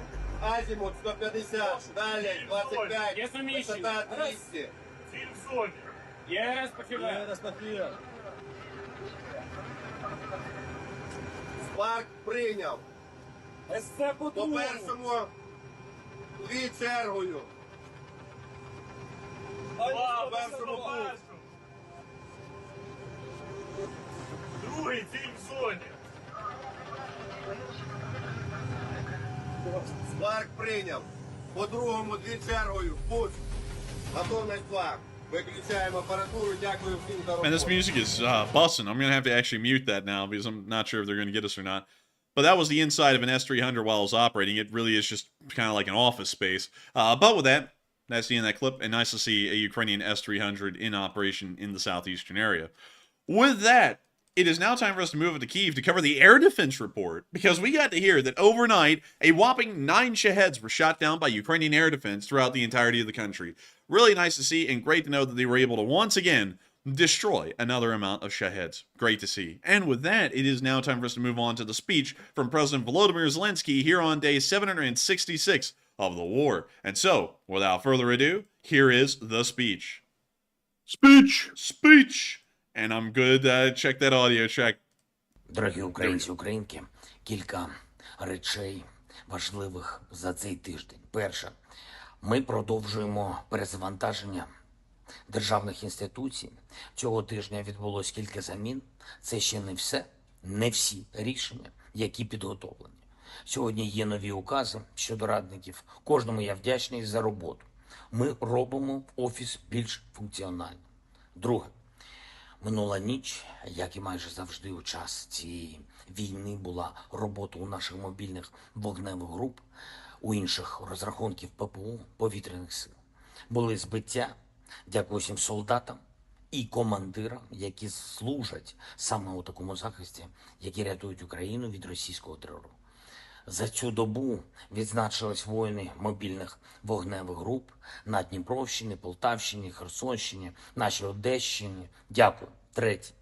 Весь тиждень майже безперервно працюють наші енергетики, ремонтні бригади, будівельники, всі ті, хто задіяний у ліквідації наслідків російських ударів та у захисті об'єктів енергетики в різних регіонах. І це багато людей, які буквально дійсно витягують нормальне життя нашої держави. Працівники ТЕС, інженери, майстри на мережах, електромонтери. Усі, хто відновлює генерацію та постачання електрики. Хочу зараз подякувати усім вам, хто дійсно робить все, щоб Україна жила нормально, з електрикою, з можливістю працювати. Всі наші міста і села.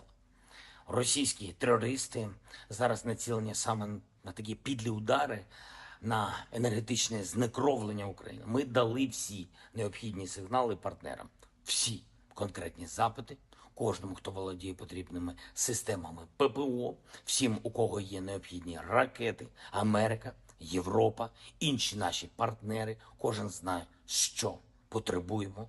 Кожен знає, наскільки це важливо саме зараз допомогти нам захиститись від цих ударів. Саме у цей час, дякую тим керівникам держави, урядів, чиє лідерство саме зараз проявляється, хто дійсно виконує наші домовленості та тримає слово.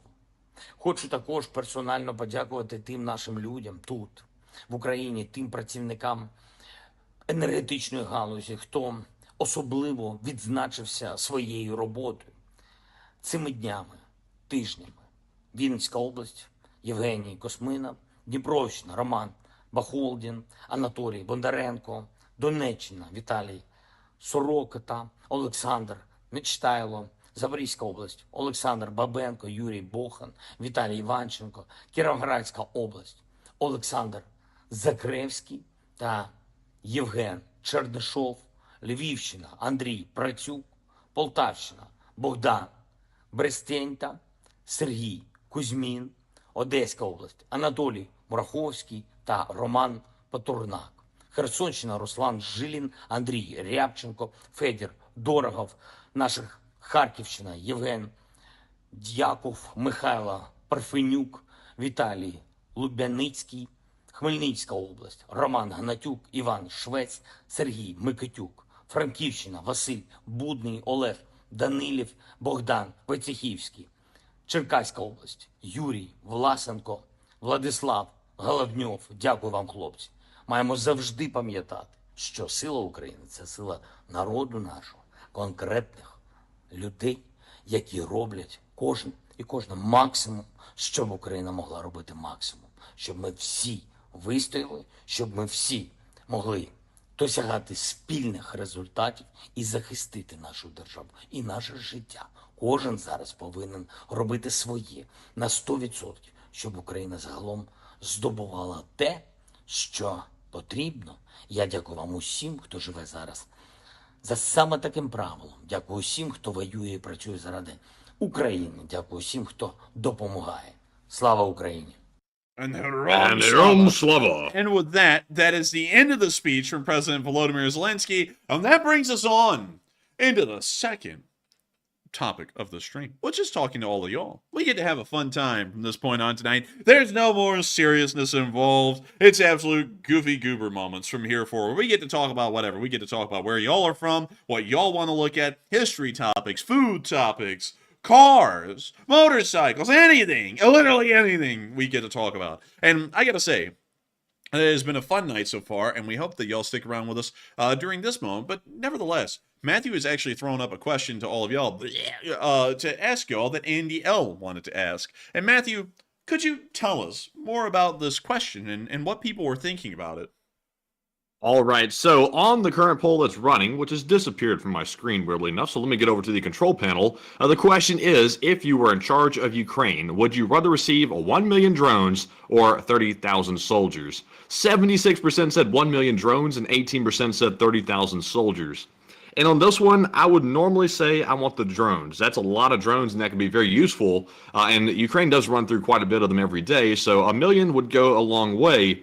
But it depends on who the soldiers are. If they're highly trained soldiers from the United States, that might be worth the 1 million drones, in my opinion. So it all depends on the training of the soldiers. But just based on what we know, I would go with the 77%. But Enforcer, what say you? I would have to go with the 77% as well. 1 million drones is far more effective than 30,000 soldiers would ever be, in my opinion. And so with that, I hope that does address that well, at least in my opinion. And with that, I think it's time for us, man, to get on into those questions. Yes, it is. It is time to get into the questions. And our first one here is going to go to Hal Rose, who puts in a $33 donation. Thank you very much, Hal Rose, once again, for throwing in that generous support. And Hal said, and Enforcer Matt, happy No Church Saturday. Slava Ukraine. And pick a question, please. And thank you so much once again for support, Hal Rose. And thank you so much once again for helping this channel to keep on running. Slava Ukraine! And thank you for being an absolute old guard of the channel. And we will make sure to pick a live chat. But thank you once again for being here with us tonight and enjoying this stream. And so, Matthew, what is the live chat? In the live chat question is going to go to Epi, who says, I have a good feeling the F-16s are going to make a huge difference in Ukraine. And what are your thoughts? I think that they will make a huge difference, mostly in their ability to search out enemy radar sites and destroy them, which will really start to open up the skies of Ukraine, at least near the front lines, for further Ukrainian Air Force attacks on Russian targets on the ground. So I'd have to say these things are going to be making a massive impact on Ukraine, especially as far as the front line is concerned and what the Russians will be able to use to defend themselves. And so with that, I hope that does address that fairly well, at least in my opinion, on like the shortest, most concise answer I can give on the F-16. It's mostly its SEED ability, or its anti-radar ability, that will really make it a war-winning feature of the Ukrainian Air Force. And so with that, I hope that does address that well. Thank you so much once again for sponsoring that live chat, Hal Rose, and once again, helping this channel to keep on running, because it is folks like you who make this thing possible. And so with that, we are on to the next one. All right, and our next one is going to go to Keymaster, who throws in a $20 donation, along with Say What, who also put in a 20 as well, and they did not leave comments. But Keymaster and Say What are longtime channel legends. We all know that by now, and we appreciate the support very much. And sadly, nothing to address here. But Enforcer, what say you? And thank you to both of you, Keymaster and Say What, for y'all support to this channel and helping it to keep on running. That is something that's crazy to me, that both of y'all have been around forever, really ever since the first month of the war, and have continued to stick with this channel through and through, to the point that y'all really don't have much to say, but y'all do want to support the channel and help it to keep running. I got to thank y'all so much once again for making that decision tonight and helping to support this channel, because you don't have to if you don't want to. That's something that's always crazy to me about this channel, is that we have never tried to compel people to support this channel. Y'all just do it because y'all enjoy the channel and y'all want to help us to keep it possible and make this channel a continued reality. And that is really something to me. And I find that to be incredible, that both you, Keymaster, and Say What, have been of that mindset for such a while. Because if it wasn't for y'all, we wouldn't, the both of y'all, we wouldn't have been able to make this channel as easy or as possible as it has been over these past few years. And so I got to thank y'all so much once again, the both of y'all, for the support and helping this channel to be possible, because it's crazy to me to think that that y'all just do it because y'all want to and because y'all enjoy the channel. And so thank you so much once again. I hope that does address that well. And with that, we are on to the next one. All right, and our next one here is going to go to Wubba, who puts in a $20 donation. And Wubba says, very proudly, Crooked Spines Unite. Let's get it, Wubba. And Crooked Spines Unite. That means it's perfect for me. Crooked Spine, political aspirations, you fill in the blanks. But beyond that, thank you so much. Man, you're crooked in your core. How dare you? Beyond that. Oh, man. Crooked spine. Crooked time. I've got him now. I'm going to really make a hit piece on him because he's a cripple. Yeah, I bet he won't do that. He won't do that one. Oh, no, that no, would turn on him quick. No. I bet you eventually he'll be coming around. He's a freaking cripple. He's a genetic defect. He'll probably be in support of eugenics here before long, going, people like him ought to be euthanized. It'll be something like that, you know, because it's always the most heinous crap you can imagine coming out of that guy. But beyond that, put it past him. I would not put it past him. No, I wouldn't. But beyond that, I do have to thank you for the support, Wubba, and Crooked Spines do unite. And that is something that I really hate that I have, actually, because if y'all don't know, there's a bit of a life story that I have, you see, because way back in high school, back before I knew I had crooked spine syndrome, I actually was planning on joining the U.S. Army. And was also able to get myself almost a full ride scholarship to Virginia Military Institute. But that didn't pan out because I ended up being diagnosed with double major scoliosis, which pretty much disqualifies me from military service even in the event of the selective service being activated. So there is really no way for me to serve in the military, which was a huge blow to me, because that's what my entire life was about back then. And then that's when I decided to try and become an attorney, was after Plan A failed. Becoming an attorney was Plan B. All of them were of course going to culminate in me trying to become the president of the United States. But in the meantime, there had to be a way I got there, and it was either going to be through the military or by becoming an attorney and trying to climb the ladder that way in some form. And so when the military route failed, because I literally just could not join, then I tried to work towards being an attorney. And then after that, because, you know, you don't just go to college and go for free, you know, it costs money. Matthew and me ended up working multiple different jobs at multiple different places. I was a cashier, a janitor, and a server before this channel ever actually ran. So there's been a bit of a storied life behind the whole thing and how we've gotten here to today. And then finally, Plan C, which was never an actual plan, was to not even become an attorney, but to just work on being a YouTuber and do everything else that kind of revolves around that route. And that was Plan C. And that one only came up 2 years ago when this channel actually started to succeed in doing something for once. And so, you know, it's crazy the kind of plans that you go through, but that is what the affliction of the crooked spine does to oneself, is that you can't really pursue the things you originally wanted to pursue. Am I lucky or unlucky that I wasn't able to join the military? I don't know, because I don't know how it would have gone if I had tried to join. But that is always something that I find so funny to me, you know, like as a joke, because I don't really care what people say about us or the channel anymore, because, you know, it's like, so what, you know, like you got something to say. Many people have got something to say. But so some people come in here and say, then I'm a coward because I've never joined the military. And that's kind of funny to me, because if you wanted to take that in a certain way, they're being ableist, and that is a huge no-no in the modern day, is to be ableist, is by trying to shame someone because of their physical disability, that they can't do something for that reason. That's always a little interesting to me, that people who go down that route of I'm a coward because I haven't been in the military, technically you're ableists. I'm not one of those people, though, to try and pull those stupid cards. You'd be, oh, look, you're an ableist. Because it's like, you know, who cares? I can't join the military. I'm not in the military. It doesn't matter why or how. That's just how it is. So with that, I hope that does address that well, but Crooked Spine Gang, unite. Can I get an LSA for everyone who's behind Crooked Spine Gang in the chat? I would be greatly appreciative. And so with that, thank you so much once again for support, Wubba. I hope that does address that well. And thank you, once again, for helping this channel to keep on running and helping this channel to be possible. If it wasn't for folks like y'all, Wubba, we wouldn't be able to be here. And so with that, we're on to the next one. All right, and our next one is going to go to Tim Swenson, who puts in a $20 donation and says, get those bots. We should make it a game, LOL. And Tim, it is a game to me at this point. Typically, I hit bots in under 5 seconds. That's my goal, is under 5 seconds. But if the chat starts flying like it is right now at 150 a minute, that's when I start really tripping up. But anyways, when it's not going that fast, I'm pretty quick. But Enforcer, what say you? And I gotta thank you so much for the support, and I gotta thank you for appreciating Matthew swatting bots, because that is something that that Matthew is able to do an incredible job at. He's able to get bots in record time most times. Very few of them make it through the net.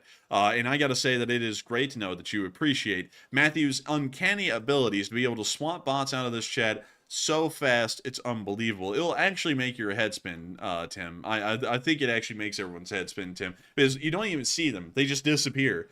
We actually see them on our end still, even when they're banned. Y'all don't, though. They literally just disappear out of the chat for y'all, never to return. And that's the way we like it. But still, thank you so much for the support, Tim Swinson, and helping this channel to keep on running. We ought to make bot swatting a game, because I think that's a game we will win. And so with that, thank you so much once again. I hope that does address that well. And with that, we're going to be moving on into that next one. All right, and real quick, I did put up another poll. I couldn't let this one go to waste. And the question is, Germany's Taurus missile manufacturer has stopped production completely due to a lack of orders. And what are your thoughts? 54% said Germany is not taking the Russia threat seriously. 22% said Germany is simply being cowardly. 13% said, it's really up to them, no big deal. And 12% were unsure. And on this one, when I heard this today, I was thinking, are you really serious that you're telling me that during a possible war breaking out in Europe, that one of the missile manufacturers that develops the Taurus missile, which is a very crucial weapon system, is no longer making the weapon because there are no orders coming in? And that is apparently the case. That's what we're being told on Twitter and also the news, is they're no longer making them right now due to that lack of orders.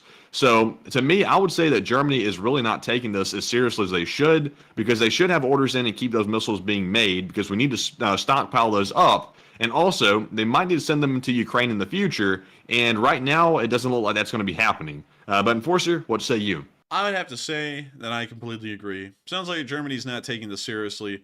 And Germany is one of the countries in Europe that seems to always misread the situation. I don't know what it is with that, but they're always the one going, oh, it's no big deal, yeah, it's nothing, you know, and it's like, yeah, it's a big deal, do something. No disrespect to our German viewers, by the way, because our German viewers here on the channel are very astute, but the German government, on the other hand, is like a blind person in a dark room, absolutely no clue where anything is and what's going on at the moment, and that is something that I gotta say is horrendous, because the French have foresight, the British have foresight, the Poles have foresight. The Germans have, like, no foresight on the governmental level on what's happening. They go, oh yeah, let's open up the 2 Nord Stream pipelines to the Russians. Let us just eat all the natural gases. Yeah, I love it. I love this. And then the war starts.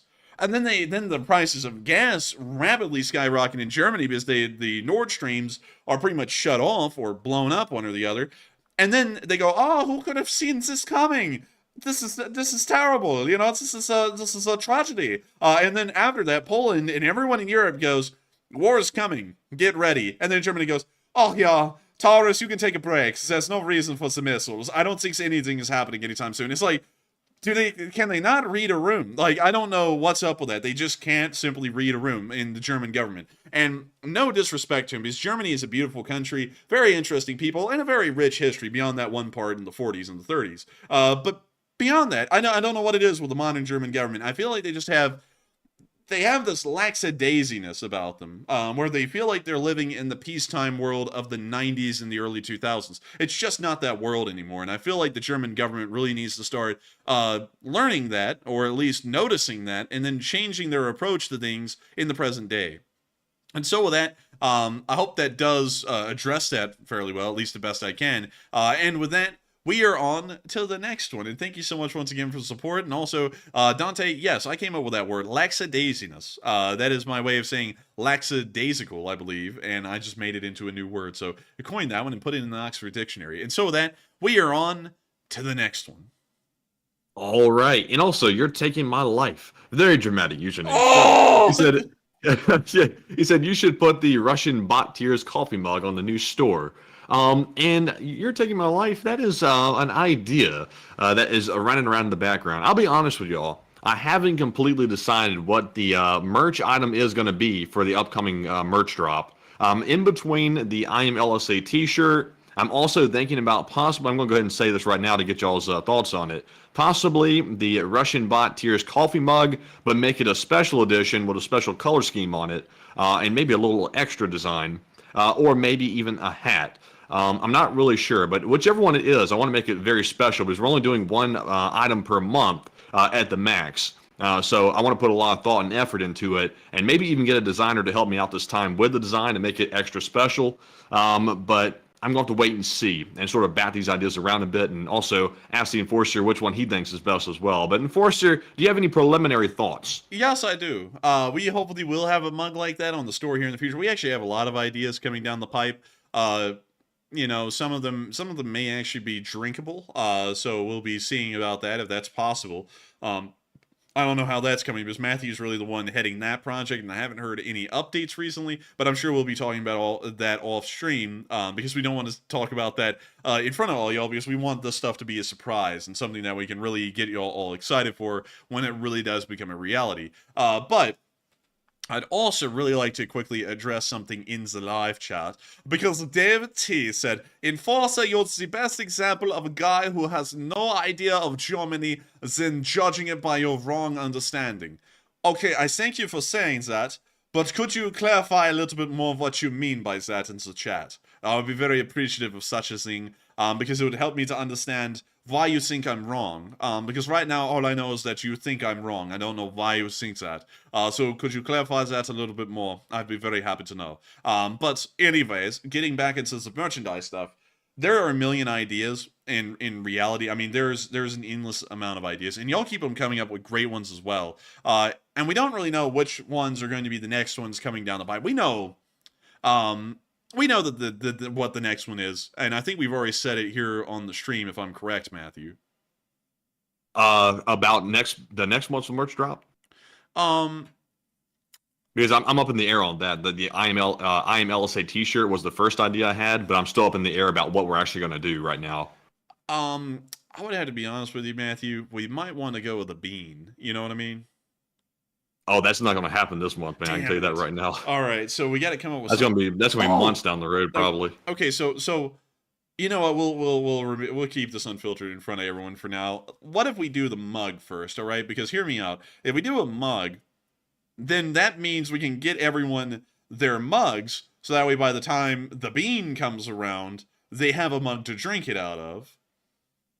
That's a good idea, and I was thinking for the mug.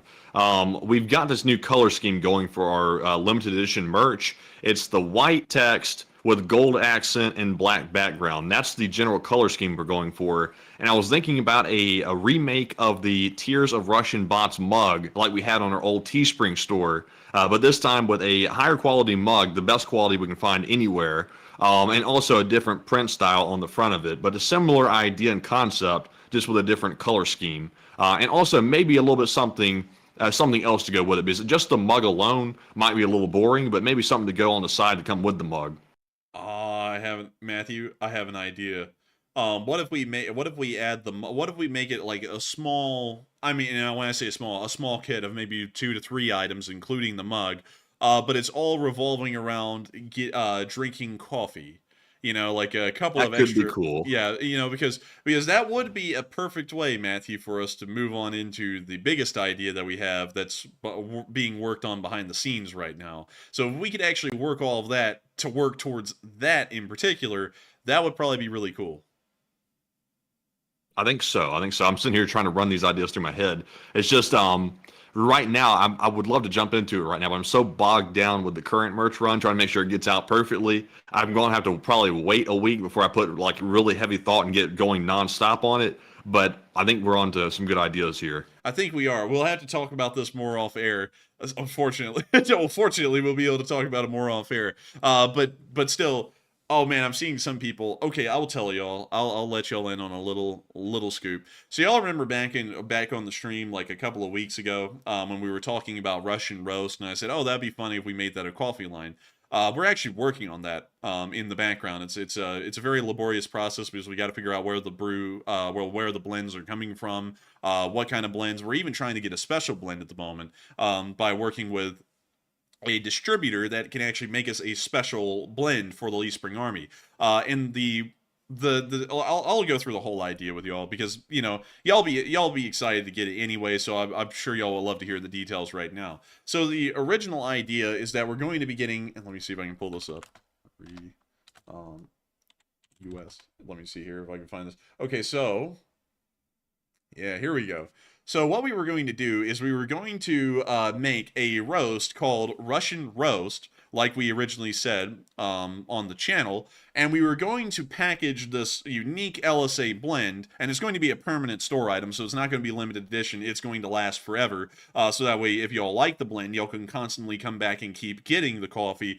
But what it is it's going to be branded and packaged a lot like a US MRE looks like these right here. That's going to be a very similar design style to what the coffee beans are actually going to be coming in, and it was going to have some special LSA stuff on it. Like instead of having the Department of Defense seal up here, that was going to be an LSA eagle, and we were pretty much going to parody, which is a fair use kind of a deal, the MRE packages, and then put the coffee inside of that. That is a really cool idea that we thought would be neat. And then later on in the future, we were actually going to come up with different roasts, because the first one is going to be a medium roast, and then we're going to create a dark roast and a light roast to add later on down the road. So that way we hit all three bases, the dark, medium, and light roasts of coffees. And not only that, it will always be able to help the channel to keep running, because if the coffee beans and the blends are of an incredibly high quality and you'll really enjoy it, you will always be getting these coffee beans from the Department of the LSA, and you will help us to keep the channel running. Of course, 10% of all the purchases profits will go to Ukraine every month, and also we get to make sure that all of y'all get y'all's morning brew, which is a very big part of this channel and a big part of really any news network. And also since we're talking about this top secret project in the open and it's been declassified all of a sudden, I have been working on the preliminary preparations for this merch run as well, because all the merch stuff is basically the project of myself. So I've been trying to get a supplier, by the way, and actually we have a viewer right here on the stream that has hooked us up with some samples of different roasts, and also, if I can speak, offered to make us a special roast as well, and blend it up to sort of match the theme of whatever it is that we're doing. Like the Enforcer said, like the orc roast, or the what was the other one? It was the Russian tank roast or something. What was the other one? Let's see. Russian roast. I forgot the other one. Russian roast. Yeah, Russian roast is going to be the main line of coffee. That's one thing I know for sure right now. Yeah, we've got that going with the actual supplier side of things. I've been looking at the packaging, also looking at the all the FDA requirements for that, if there are any. I've been looking at them. So it's a whole thing, like with the food side of things. So I'm trying to look at that while we're also looking at all of our other stuff as well and trying to get the flags out. So it's a lot, but we got a lot of projects going on. We got even more than that, but we're only revealing these at the moment. But some exciting things going on. And also someone else brought this up in the chat, and this is an idea. I'm going to run this by y'all to see, because this would be kind of cool looking, but I don't really know how people would take this. And and on top of that, we have haters out there that are going to take anything we do and try and spin it in the worst way imaginable. We could say on stream, you know, oh, I like ice cream, so they're going to say that we hate cows and want them all dead or something. But someone in the live chat said, what if you made it look like the Russian MRE package and you made a parody of it instead of the US MRE package? That is an idea, because to be quite honest, the Russian MRE packaging does not look bad. I mean, it's pretty simple looking, and this would fit well as kind of like a hard box, like a very thin shelled hard box for the blend to come in. But at the same time, considering that this channel is largely anti-Russian and anti-Chinese, at least those are some things that I can say very clearly we will make a clear stand on. I don't really know if we would actually want to try and parody the Russian MRE packaging. I think we would probably want to go with the US one more so, because that's something that is more Western, and considering that this is a pro-Western channel, we would kind of want to remain on theme with that. But this would be a pretty interesting idea to do as a parody. I'm trying to view the live chat. I think for coffee though, if I'm not mistaken, I'm not a coffee expert by the way, so I might be wrong. So if Jocelyn's in the chat right now, she can tell me if I'm wrong. But I think you have to have a special vented bag for the coffee beans, so that way the bag can breathe. If I'm not mistaken, that's the initial looking I had done. So there has to be a specific bag it goes in for it to be, you know, staying fresh. I'm not sure if a bag that you're looking at right there would accomplish that. Yeah, I'm not really sure. The MRE bag, we could make a ventilated bag that is stylized to look like an MRE. We could do that. And someone said, why not do a Ukrainian MRE? I'm not going to lie, the Ukrainian MRE is kind of ugly. This is what they look like. They're just like this very vibrant neon green color, and it's really just nutritional facts that they list on the front of it. So this one doesn't do it for me, at least in the style department, to be considered as the inspiration for the blend bag, because it's just a green bag with some black print on it. It's fairly it's not that recognizable. You wouldn't see this thing and think, oh, that's an MRE. I'd see this thing and I think of fertilizer. In my honest answer, so.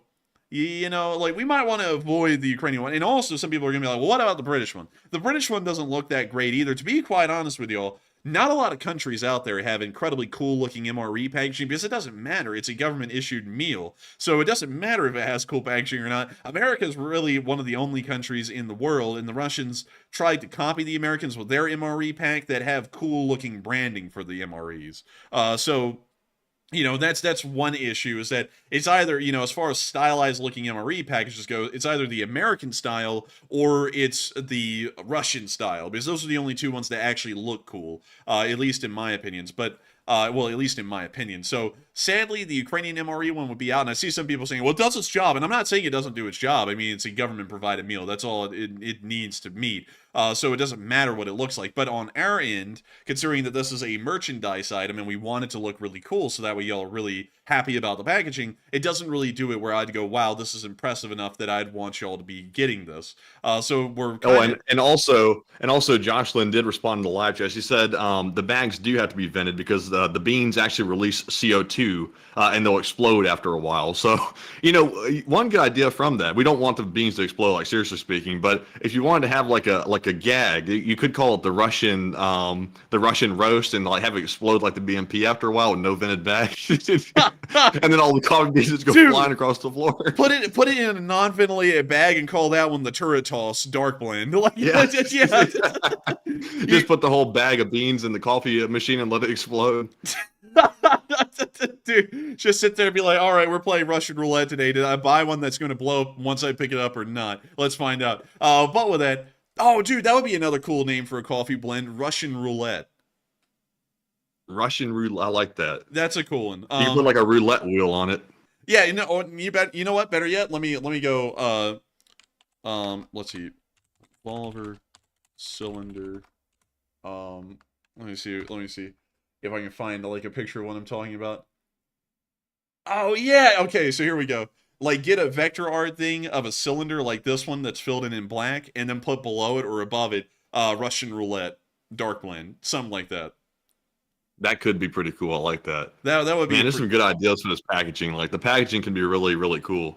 Yeah, that would be it. Because, you know, beyond the coffee blend, which we can only make so unique because coffee is coffee after all. The only other thing that we can really do well, is packaging. So the packaging is really a big thing that we want to look really cool. And we really wanted to be a part of the LSA identity. So with that, I hope that does address that well. And I've seen that some people in the chat are going through some different, let's see. Oh, see what you got rid of them, Matty. Jeez, that's rude. But anyways, there's a load of ideas. I mean, an endless amount of ideas on this thing. I hope that y'all are liking them. And I also see that half of everyone in the chat, as far as the Russian MRE idea for the packaging went, said, it's all right. And then the other half said, nah, we don't want to do anything that aligns with the Russians. And that idea, the second opinion, is really my opinion. I mean, it's not a bad looking MRE design, looking at it unbiased. But at the same time, I don't really want anything on our merch store that looks like it would be Russian aligned, because that's something that the Russians would like, and we don't. Well, at least the pro-Putin, regime Russians would like. So we don't really want to do anything that would make people think that the channel is pro-Russian, even with the branding and the design of things, even if it's supposed to be a parody making fun of it. But with that, I hope that does address that well, and thank you everyone for sharing all of y'all's ideas with us. A lot of y'all have been coming up with some incredibly cool ideas, and it's just neat, incredibly cool. And I got to thank y'all for listening to us for a moment as we talk about merchandise designs, because it is actually very intricate and in-depth process. Like, for example, with the LSA flags, because there's been a little bit of misunderstanding out there, because misunderstanding from particular people who like to misunderstand things. The design, the purchase, and the creation of the limited edition drop for the LSA flags was an incredibly in-depth process that took about 3 weeks of just working. Took me about a month, actually. Yeah, it was really more so of a month of just working endlessly behind the scenes to make the flag possible, because y'all may remember that it was I think on the year anniversary of the channel, we actually announced the LSA flag designed by Torosaur, and then an entire month later the limited edition pre-orders finally began. So that was an entire month of background work, and then it's going to be about an additional month of work now that we actually have the flags to sign them all, pack them all, and then ship them all out. So it's not necessarily an easy process to do something like this, and these things are usually in the works and in the making for a very long time behind the scenes. There's actually a lot that's going on behind the scenes right now. Long-form documentary ideas, channel ideas, merchandise ideas. I mean, there's a lot that we're not touching on right now that we have planned in store for the future. But I hope that y'all were able to enjoy that for now, and I hope that y'all really do appreciate the merch drops, because we put in a lot of effort into making them happen. Matthew's put in a lot of effort so far to make the merchandise store a reality, because he was really the one who's done 100% of the work so far. I have a feeling I'm about to be catching up and doing about 50-50 with Matthew here soon, because the signing of the flags, now that I actually physically see how many of them we have, is going to be a monumental effort to sign all of them. So I'm happy that we ended that halfway through when it was supposed to actually end, because otherwise I think there would be well over 1,000 of these flags that we would have to sign, and I would literally have my brain explode from just the sheer number of them we have to do. But with that, starting on Monday, I'll have y'all some pics from the packing room of the Enforcer, and they're signing flags nonstop. My work is coming to a slow end. Like, most of my work's been done over the past month or so, or actually now a month and a week or so. I was working nonstop on the web design for the store and everything to go into it, including figuring out the financial situation, the taxes, and all that good stuff. There's a ton of stuff to figure out with doing an online store. I've never set one up myself. I mean, last time we just used Teespring, so they took care of pretty much everything. But there's a ton of stuff to learn. But luckily, it'll be easier next month because now we figured out most of that basic stuff. And we'll have it down pat. But yeah, the Enforcer's about to be real busy during the next week or 2 weeks. However long it takes us to get all those flags out, he's going to be working nonstop. Yes, I will be working nonstop. And also, Tom Expo said, halfway through, gee, I won't get mine signed? No, all of them will be signed. I don't care how long it takes. I'm signing all of them. Every single one of y'all will get a signed LSA flag from me. The signature represents both of us, but it will be from, the signature is my signature. So everyone will get a signed flag. That's what y'all were promised, and I never go back on a promise, so everyone will get a signed flag. It's just that it's going to be pretty much very long days for me, outside of running these streams and making videos, signing these flags. This is going to be a factory-like operation. And when y'all see the pictures, because we're going to be putting them out on Patreon and everything of how this is working behind the scenes, y'all are going to see we actually have a small little factory set up inside this room at this point to fill out these orders. It's an actual assembly line to get this done. So with that, I hope that does address that fairly well, at least as far as I can. And thank you so much once again for the support and allowing us a very long amount of time to talk about merchandising ideas, because that is something that we wanted to do at the start, and now that we are running our own merch store, the sky is literally the limit. We can come up with anything we want, do anything we want, and do stuff that really is unique for the Lee Spring Army. And so with that, thank you. Also, Teespring never gave me my domain back, by the way. Like, Teespring kind of did us dirty, like, at the end there. Like, I'm not going to lie. Like, I wasn't going to say anything bad about Teespring, but after they did that, they told me, we'll release the domain after 2 weeks. And they've never gotten back with me since then. So we had to go buy an entirely new domain address because they wouldn't release it very quickly. And now they haven't responded whatsoever. So, not the biggest fan of Teespring, so I'm very happy we're on our own now. We're independent now. We no longer have a label. Listen, you don't even want me to get started on Teespring, because there's a lot of things. There's a litany of things that I had as complaints about Teespring. That's actually why the first merch store ended, is because I had so many complaints about Teespring, more so on my end. Matthew's more so on the actual running of things, and mine's more so on the actual delivery side of things. That's what I'm concerned about. And as far as I was concerned, I had a million issues with Teespring, to the point that I told Matthew, we're pulling the merch store and we're not running this thing anymore because I'm not happy with anything about it, and we'll eventually circle back to it and run our own. Because there's no point in me even getting into it. I'm stuttering my way through that because I'm trying to figure out what I should say and shouldn't say. But I'm sure that if I reached back out and really forced the issue, they would release the domain. But like, they're going to make you jump through hoops before they actually give it to you. But actually, we've got a better domain in the end. Like, I think I like Official Enforcer Store better than just enforcerstore.com. But we were kind of forced to do it anyway because we couldn't wait for them to finally let it go. So that's that. But yeah, it's like, come on, Teespring. Like, you ain't got to be like that. Yeah, I mean, really. And so with that, I hope that does address that well about the merchandise stuff, and thank you so much once again for bringing it up for a moment so that way we could talk about it. But before we move on, I have to say something really quickly, and I'm going to try and say this as polite as possible, and this is really targeted at a handful of people in the live chat. So unless you're someone right now who's in the middle of brawlhalla in the live chat, don't take this as being directed at you. But I'm starting to notice a rash of people who are getting incredibly rude in the live chat with others and with us. And I don't mean to say it in this way here live on stream, but that is ending tonight. This channel is entirely about civility and being a pleasant place where people can talk and really enjoy getting to speak with each other. I'm not going to be having this kind of rudeness either directed at us anymore or directed at other people. If this continues on beyond this point here on stream, bans will be issued. It does not matter if you're in an old guard or if you've been here just for this last week. This channel is supposed to be a very civil place. We pride ourselves on that, and I don't really like some of the things that I've been seeing from a very small group of people inside of the live chat. And so with that, I hope that does address that well, but I'm having to say this here for a quick moment because I'm seeing some people in the chat starting to pick on certain folks, and I've been watching this the entire stream, and I'm not necessarily a big fan of that. This is something that I've been watching happening for about the past 2 or 3 days, and I want to make this very clear on stream. I do not support people being rude to each other. And that is something that I'll never tolerate on this channel, either directed at us, directed at each other in the live chat, in the Lee Spring Army. That is nothing that I support at all. That is incredibly rude and very unbecoming of people who consider themselves to be a part of the Lee Spring Army. And so with that, I hope that does address that well. And we are on to the next one. All right, and up next, we have a $40 donation from Walter Tollefson. And first off, thank you very much, Walter, for that massive support as well. Hey! And Enforcer, I want to check with you on this one before I read it off. Is this one you can address or want me to read? Walter. Let me go make sure to check Walter. Oh, man, that is like right on the line, isn't it? That's actually a tough one right there. I'm not actually unsure whether we should address that or not. Let me read it and make sure. Let's see.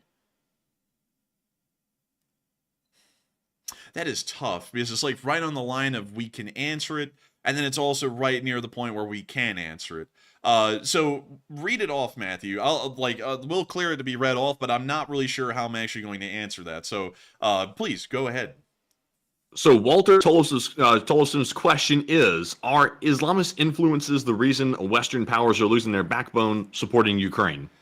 And I thank you for the support. And this is actually a tough one to answer because I am currently debating right now whether whether that question, it's not a bad question, by the way. I want you to know that, Walter. I'm trying to debate whether that actually crosses a political line where I can't answer the question or not, because we want to remain as politically neutral on this channel as possible, not picking one side or the other, just going straight down the middle. As long as you support Ukraine, this is the place for you. I would have to say, in answering that question, Mandy, that is so hard. I can't, for some reason, it's like an uncomputable thing for me. I can't tell if that would be a political answer or a non-political answer to go into that. Me personally, it scared me. That's why I was hesitant to read it off. I hate, but it's just you got to be careful with it. It's delving into that territory, like the religion category that could go sideways. I don't know. Me personally, I play it safe. I think I'm actually going to have to play it safe on that one, sadly, Walter. It's a very interesting question. But sadly, it's, I don't know. I don't know what it, sadly, I hate to say this, Walter, and I'm saying this over and over. I don't really know if that falls within a political vein or a non-political vein. And so sadly, I can't answer that one because I'm going to err on the side of caution because we want to make sure to never try and cross any sort of political lines on this channel. But I do thank you so much for the support, Walter, and helping this channel to keep on running. It's thanks to folks like you who do support this channel that make this thing possible, and we are greatly appreciative to your support and helping this channel to keep on running. I thank you so much for asking a question that really is provoking thoughts in my mind of what that question really is and whether I can actually answer it or not. And I hate that we aren't able to answer that one, and I feel bad about that. So if you want to throw in another question, please, by all means, feel free to do so. Just throw it in the live chat. Do not attach to a super chat, and we will make sure to circle back to your second question, if you have one in the live chat, whenever it's thrown in, because I don't want to leave you without having your question answered. Without having a question answered, considering you had one, but sadly, I don't think we can answer that one. But still, thank you so much once again for the support and helping this channel to keep on running. It is folks like you who have helped to make this channel possible and really helped us to make this thing a reality. And I got to thank you so much for that once again, throwing in your 5th super chat tonight. I hate that I can't answer the question though, but still, thank you so much once again. I hope that does address that well. And we are on to the next one. And our next one goes to Jason Carpenter, who throws in a $20 donation. Hey! And thank you very much, Jason, for that support as well. He says, "Hi, guys, and another great show. And we're with you until the guns fall silent once again, my friends. And you're killing it, bro. You're killing it." And question from the chat, please. You're killing it, Jerry. You're killing it. And also, thank you so much once again for the kind words, and thank you so much for supporting this channel and helping us keep it running, Jason Carpenter. You are an absolute legend of the channel, an old guard through and through. Because every single time I see that profile picture of that dog that you have in your profile picture, I always know it's Jason Carpenter. And I gotta thank you so much for enjoying the stream tonight, finding it to be another great show, and also dedicating a statement to saying that you will be here with us until the end. I know that no matter what, whether this channel continues to blow up or whether it starts to shrivel up, we will continue this to cover this war until it is either no longer possible or until the war ends. That is one thing that I am dedicated to with this channel, and I gotta thank you so much once again for sticking with us until the end, and I can't wait to eventually see the end. And also, thank you so much once again for saying that we're killing it. We're trying our best, and I hope that we were able to kill it tonight and get out the news in a very interesting and concise way, and also make it entertaining so that way it wasn't too much of a burden to listen to. But still, thank you so much once again. Long live the Lee Spring Army, and we will make sure to grab a question from the chat. And so what do we got, Matthew? And the question from the chat this time is going to go to Barry Woodward, who says, when World War III begins and the draft is enacted, which forces will y'all join?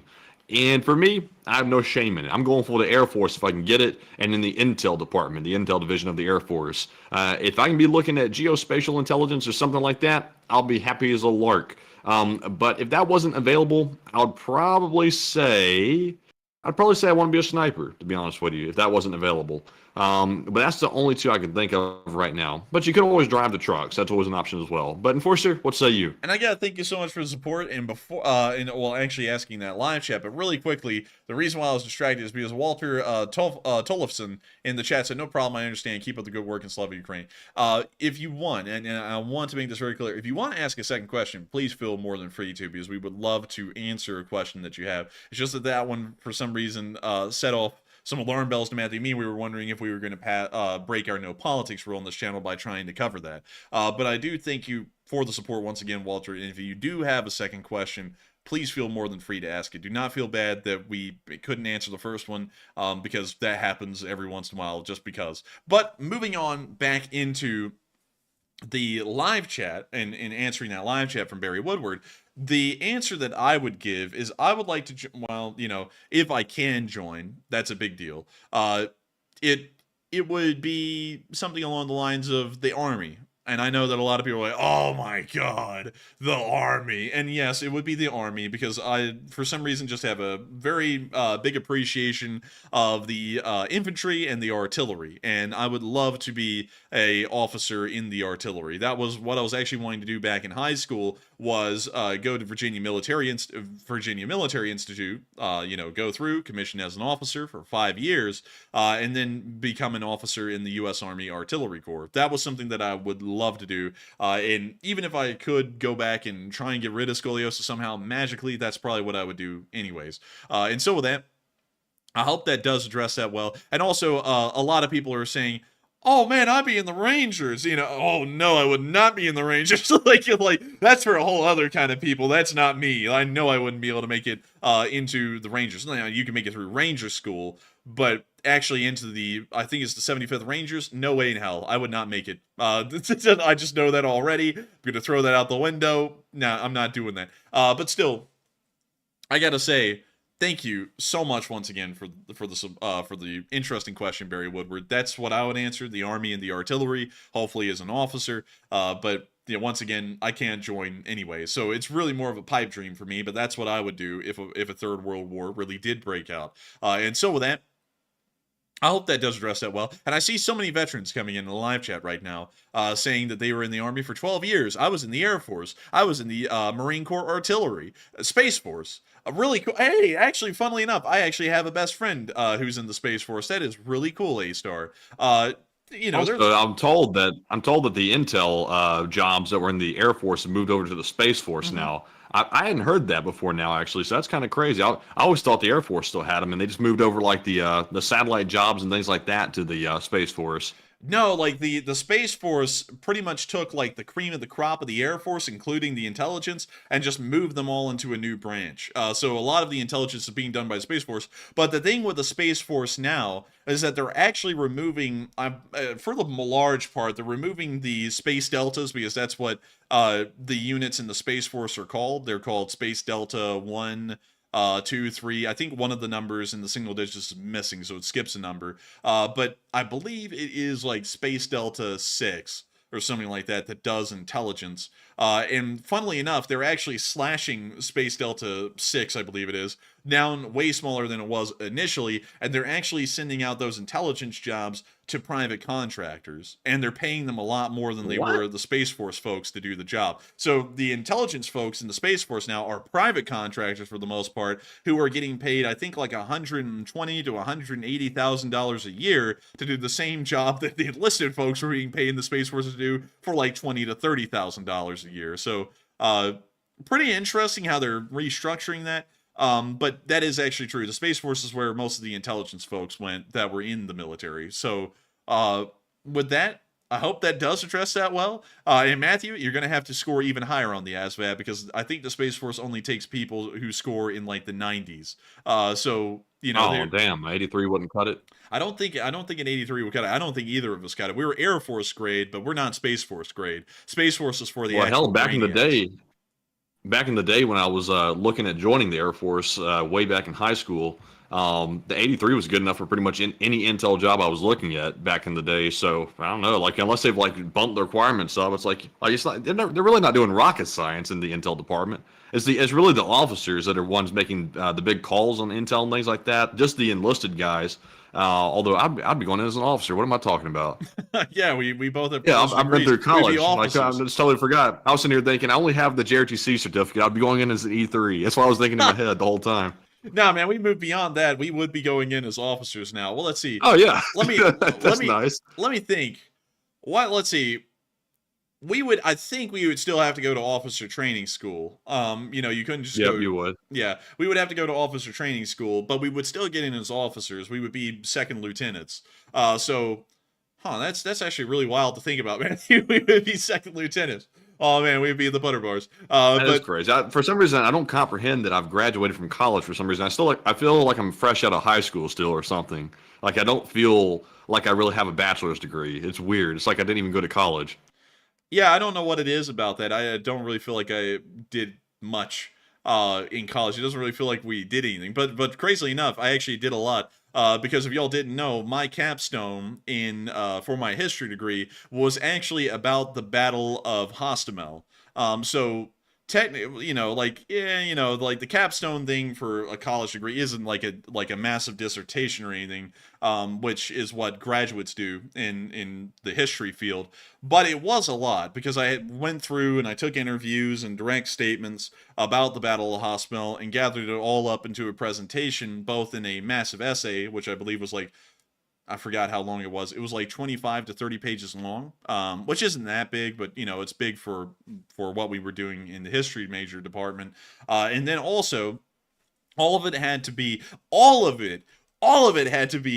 primary sources, which is a big thing. I'll explain that really quickly. So there's two different kinds of sources in history. There are primary sources and there are secondary sources. Primary sources come from the people who were there, like their accounts, their testaments, or even their own writings, or video footage, picture evidence, all that kind of stuff. Secondary evidence is what people write about a historical event. Like, for example, when CBS puts out an article going, "Well, the battle was just crazy," that is a secondary source. A primary source would be a soldier who was there at the Battle of Hostomel and getting their account of what happened during the battle.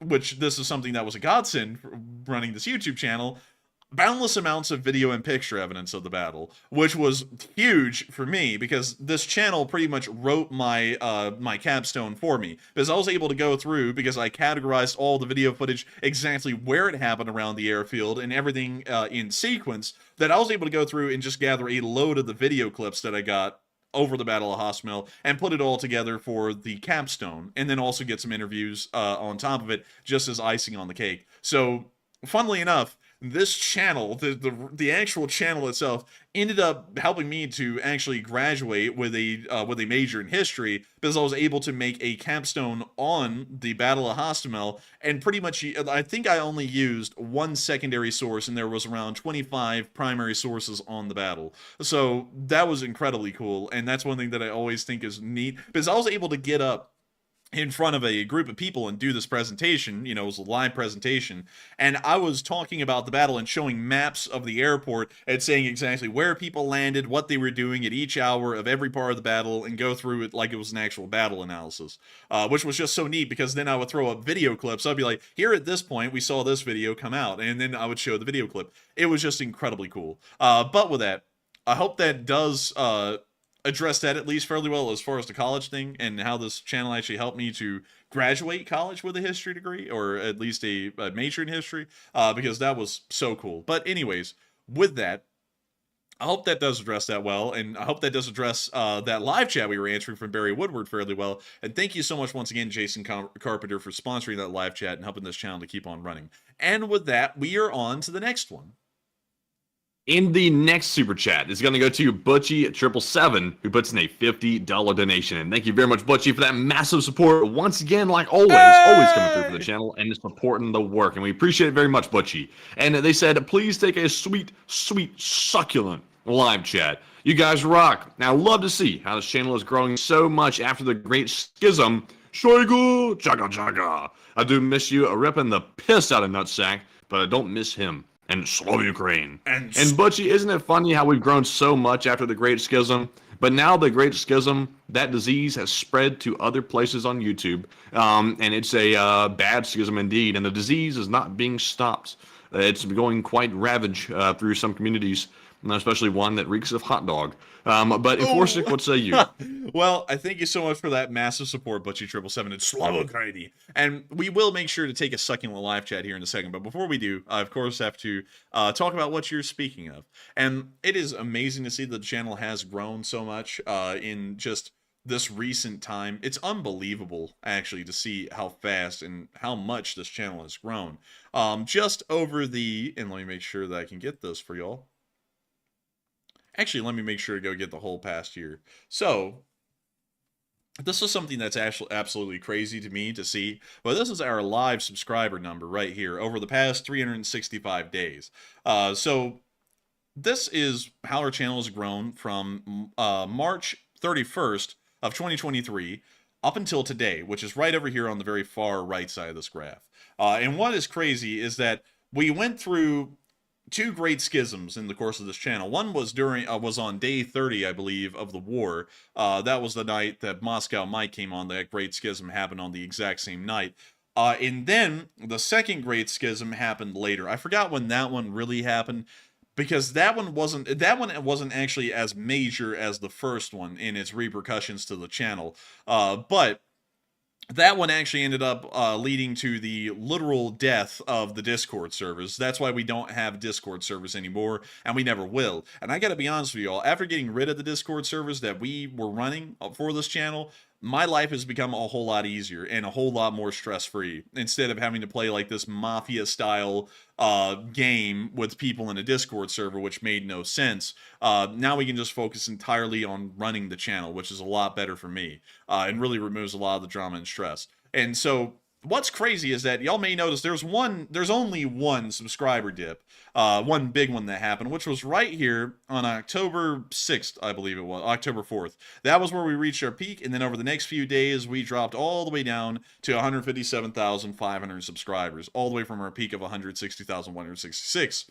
That is actually not the Great Schism that caused that. That's what I call on this channel the YouTuber war, which is where someone out there that y'all may know that reeks of hot dog ended up trying to cause us harm, and tried to also, well, they didn't try, they actually doxed us as well, and so then we went back against that in a very legitimate way, because they were using our material without copyright permission, or our permission to use the copyright.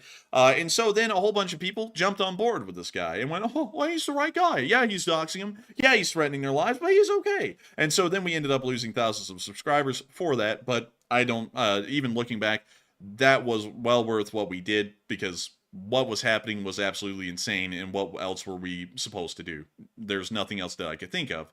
But anyways, that's what actually happened. That was the huge concern. And from October 4th onwards, that's what I then call, to give y'all a bit of channel lore, at least the way I look at it, that's what I call the Dark Ages, all the way up to February 15th of this year, because the channel was at a lower subscriber number than it was at its peak. And I consider that to be the Dark Ages of the channel. But the channel still kept on trucking. This was also all the way during law school as well, when all this happened. And so the Dark Ages continued through law school. We then dropped out of law school sometime in early February, although the channel was starting to slightly gain subscribers at that point. It wasn't by a lot. And then, over just those next few days, on February 15th, we finally surpassed the subscriber number that we had at the peak, which means that the Dark Ages of the channel officially ended on the 15th of February, which is my birthday. Then from there, the channel has gone from having 160,203 subscribers over really just the next month and a half to all the way up to having 181,513 subscribers. And so the channel has really come back since the YouTuber war, and it looks like the Dark Ages are long gone, long since past. This is actually, crazily enough, just the past month, has been one of the largest subscriber growths in the history of the channel, ever. Beyond that first month when the war began. This is the fastest growth that has ever been seen in a single period in the channel's history. And so Yes, this, we've been grinding on those short war videos during the day. Like, I think that single-handedly is the reason why the channel is growing so rapidly, is because since we have enough time during the day now, we can actually do research and war summaries all the time, almost every single day. That's been the result of almost 1,000 subs a day. and yeah, that is true. It's been in a massive growth over really like the past 4 or 5 days. We've been getting still around 500 subscribers a day, which is huge. And it's crazy to think about, but still, it's crazy to see how the channel has rebounded, especially since we've been focusing our full time and effort into it to grow it and really make the Lee Spring Army never die. It's never actually died, and it's going to continue to grow and prosper. And so I gotta say, it wasn't really the Great Schisms that did anything to the channel. It's more so the YouTuber war. But I have seen that apparently there's been some schisms happening on other channels, and those have not gone well. To put it mildly, those have gone poorly. And I gotta say, it's actually fun for me to watch, because finally the medicine has come back around, and it looks like some people have learned that the folks that they originally defended back during the YouTuber war weren't really worth fighting for. At least from what I'm seeing. And so with that, I thank you so much for the support. And also,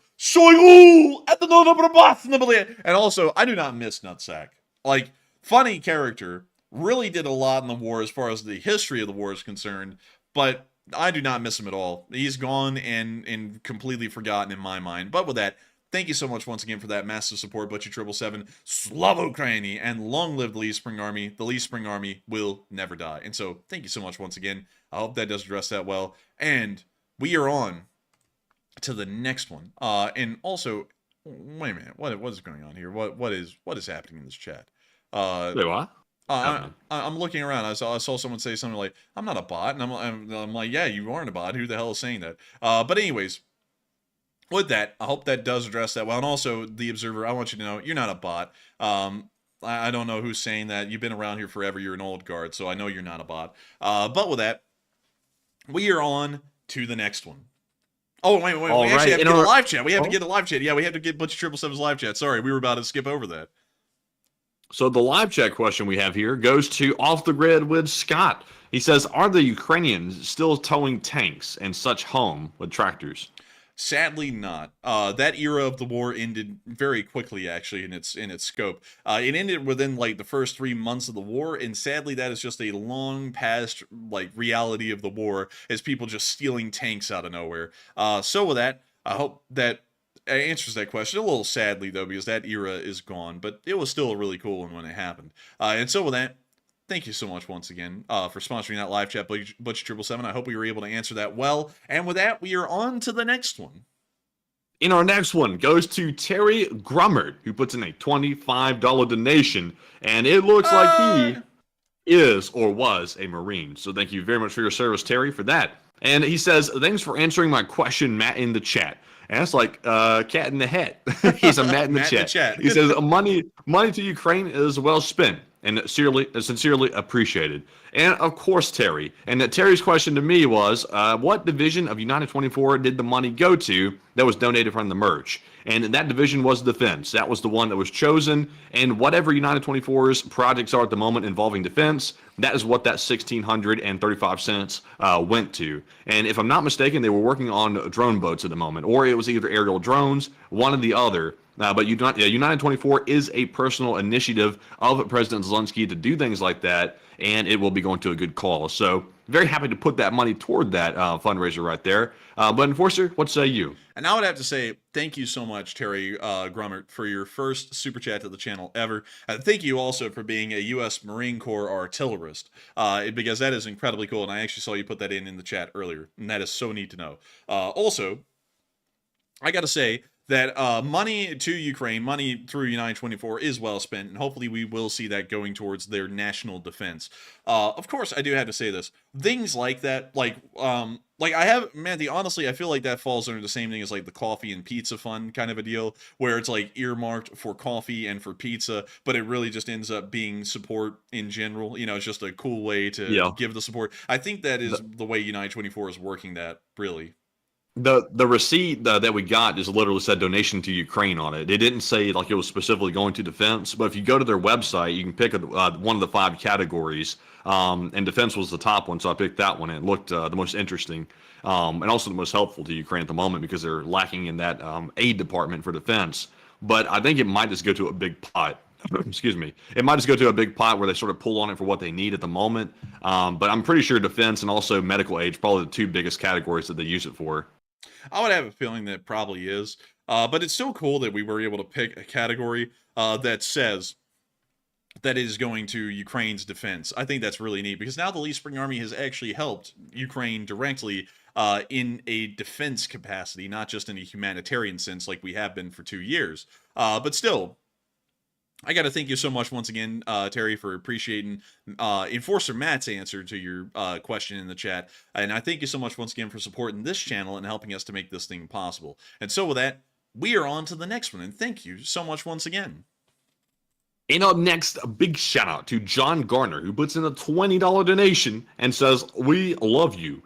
And also, we had a 20 from Andrew Martin as well, who did not leave a comment. But John and Andrew, thank you very much for that support and the kind words as well. And Enforcer, what say you? And John Garner, we love you. We love everyone in the LSA. And on top of that, I also got to thank Andrew Martin for his 20-pound super chat. The first one in the history of the channel. Both of y'all are helping this channel to keep on running. And if it wasn't for folks like y'all, we wouldn't be able to be here right now. And so thank you to both of y'all so much once again. Thank y'all for your support, and thank you for making this channel possible. I can't say this enough. If it wasn't for folks like y'all who cared about this channel and went out of y'all's way to support this channel when nothing really compels y'all to, we wouldn't be able to make this channel possible. And I gotta say tonight, it's one of those nights where I'm really thinking about it deeply. It's crazy to me that y'all support the channel and we don't ask for the support, and also y'all don't have to support. There's nothing on this channel that really harasses y'all to support. There's no little pop-up window that says, "Hey, give the money," or us telling y'all, "Hey, give us some money." Nothing is saying that, but y'all still support the channel nevertheless, and that's something that always blows me away, how much y'all appreciate the channel, that y'all actually just help it to keep running, without us really having to say much about it or anything. And I got to thank y'all both, John Gunner and Andrew Martin, both for supporting this channel and helping it to be possible, because it's crazy to me that the Lee Spring Army continues to help itself survive without ever needing that to be said, is the best way I can put that. And so thank you all so much once again to both of y'all for the support. I hope that does address that well. And we are on to the next one. And our next one goes to DQ Scrubby, who puts in a $20 donation. And thank you very much for that support, by the way. They said, opinion. Should NATO have enacted Article 5 after the multiple breaches of airspace and the most recent incident in Romania? And should we poll it? We should poll that. I don't even think I want to answer that because that is a really tough question. Because let's see here. How will we answer it? If you say that yes, we should invoke Article 5, you get called a warmonger, and if you say no, we shouldn't, you get called a pacifist. So it's a really hard thing to answer without being just absolutely targeted and labeled. So I'm gonna allow that one to be thrown up as a poll, so that way we can see what everyone in the chat is actually thinking about that. So with that, I hope that does address that, or lack of addresses that fairly well, while we get a poll up and see what people are thinking about that. And so with that, I hope that does address that well. Thank you so much once again for support and helping this channel to keep on running. And I hope you like the poll sponsored by you. And so with that, we are on to the next one. And thank you so much once again. All right. And real quick, let me ask something here. Let's see. What do you mean? There we go. And we're moving on to our next one here. And this one is going to go to Zero J Kwan, who is a channel legend as well, who's been around for ages. And he puts in the 20. And thank you very much, Kwan, for that support. He says, Enforcer Matt, always love your analysis. And thank you. And he said, to be fair, the last time Germany read the room, they nominated an Austrian to take charge. LOL. And by the way, an LSA challenge coin would be awesome. Oh, that would be cool, wouldn't it? Now, hey, Matthew, that's an idea for an extra goodie. That would be pretty cool. An extra goodie. So in case of y'all are wondering, and I'll also answer this a little bit, so that way y'all know. We're not letting y'all know about this, but we're because we kind of want y'all to always be surprised by this, but we're actually planning with most merch drops to actually include a special goodie with each one that we don't say anything about at all, and y'all just receive it when y'all purchase something. That that is something that we actually pretty much have planned into the budget for everything going on in the future. We can't promise that that's going to always happen with every merch drop, but that's something that we're largely planning on doing with every merch drop. It's going to be some kind of a special extra goodie that gets thrown in. Only one person right now knows the extra goodie that's coming with the flags. Only one soul. I think that's me. I think that's actually me. Well, it's actually two souls, including you. Okay, so there's two. Well, including our parents as well. So that those are a couple of other people. But beyond that, that is something that we are wanting to do. And also some people are going to be like, well, y'all are including that into the budgeting. And when I say we're including it into the budgeting, we actually just pay for them all, and We just ate that. yeah, we just eat it. So it's not really included into the budgeting. It just cuts out the profits, which doesn't really matter that much, because as long as we're actually just getting cool stuff out to y'all and y'all are happy with it and y'all are really enjoying it, that's really the big thing about it. The profits come second. If there are profits, it's very fortunate. But if there isn't profits, and we're just kind of making a little bit off of it, that's totally fine. But we're planning on adding in something cool. And a challenge coin, depending on how much those would cost, might actually be a cool extra goodie that comes down the pipe on another merch release. I can't guarantee that because it really depends on the unit cost on that sort of thing, and challenge coins can end up getting fairly expensive, especially if they're custom made. But if we get them in bulk, I'm sure the price can actually get cut down, and it may actually be possible, slightly possible, as a reality. So that might be a cool little extra goodie that you'll get with a future merch drop. But still, thank you so much for saying that you always love the analysis. I try my best, to have a decent analysis. Of course, some people will disagree with it, but that is what it is at the end of the day. If someone will disagree with anything that's said, but that is true, Zero Jaquan. The last time Germany was asked to read the room, they did nominate an Austrian to take charge. And they also went to war another time because the Austrians told them it would be a good idea to go to war. And, who ended up existing at the end of that war? Well, it wasn't the people who told the Germans it was a good idea to go into the war. And so with that, thank you so much once again for support. Thank you so much for enjoying the analysis. Sadly, I didn't get to see the rebuttal because y'all may have remembered earlier on the stream, there was someone in the live chat who said I was wrong about Germany, and I asked him, well, why am I wrong? And they actually explained it, and then I never got to see it. I only got to see their conclusion, which was, and this is why I think you're wrong. And I was like, dang it, I didn't get to read it, so I'm sorry to that person. He probably had some legitimate points, but sadly, I didn't get to see him. But still, thank you, Zero Jaquan, for the support and helping this channel to keep on running, because folks like you help to make it possible. And so with that, we are on to the next one. And the next one goes to Barry Woodward, who puts in a $20 donation. And thank you, Barry, as well, for that support. He says, yo, LSA over 3,000 likes. And I think it's like 3,300 to be precise now. It's gotten even further up there. Hey! He says, keep the stream real to truth and respect for one another. He says, Christ is king. Slava Ukraine. Slava LSA. And Slava Ukrainian. Slava the Eastern Army. Long live the LSA. And happy Easter to you, by the way, Barry Woodward. And also, the LSA has gotten it up to 3,300 likes. That is a really high number for a stream. And I got to thank everyone for hitting the like and also subscribing, because we've gotten a lot of subscribers during the stream tonight as well. Oh, buddy, they are coming in. And I got to thank everyone for subscribing, enjoying, everything in between. It's incredibly cool, and we always greatly appreciate it. And so with that, thank you so much once again. And everyone has to have respect for each other. Everyone does. I don't like to make comments telling people to stay tame in the chat. That's just kind of a rule. We've tried to be nice about it. But the thing is, to be quite honest, the reason why I had to make the statement earlier is that we're trying to be nice, and we're trying to, make sure to give people a little bit of leeway. Maybe they're having a bad day. But now it seems like some particular people are having a bad day every day or something, or now they're just trying to cause trouble in the chat. And that is something that I don't like to see, because I don't try and beef with people who watch the stream, just because I disagree with them or something. And also, I don't get it. Like that's something that belongs on a hot dog man's channel to fight with other viewers, and for viewers to fight with them, and for the hot dog man to fight with his viewers. But that's not something we do over here. I want this to be an actual enjoyable experience for everyone to get along and have a fun time here, and for people to have a fun time with us. That's kind of the way we like to run this channel, and I'd have to agree with you completely. Hopefully everyone gets along in the chat. And so with that, I hope that does address it. Also, I hate to say it this way, Matthew, but really the way it works in this channel is hopefully everyone gets along in the live chat, or else, because that's how. Or else, yeah. Or else you could get maybe banned, maybe. Because the Lee Spring Army is a great place to be, and there are some pretty decent rules I feel like we have out there for it.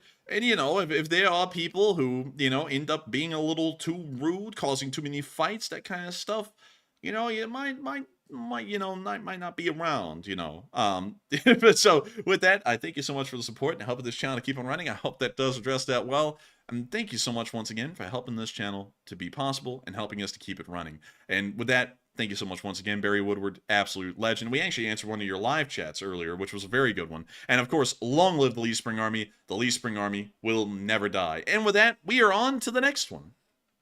All right, and our next super chat is going to go to Dion, who puts in an $11 donation. And thank you very much, Dion, for your support of our work. And Dion says, LSA all the way, and keep up the support to Ukraine. And you guys are doing God's work, he says, on the good side, and justice will prevail. And thank you so much for the support. We always try and do good work as best as possible. And it is a big thing to me that we try and keep that up, try and do the best we can. And Dion, I want to say this. This is always something. This is a personal thing of mine, and I'll just share it. I never like to say.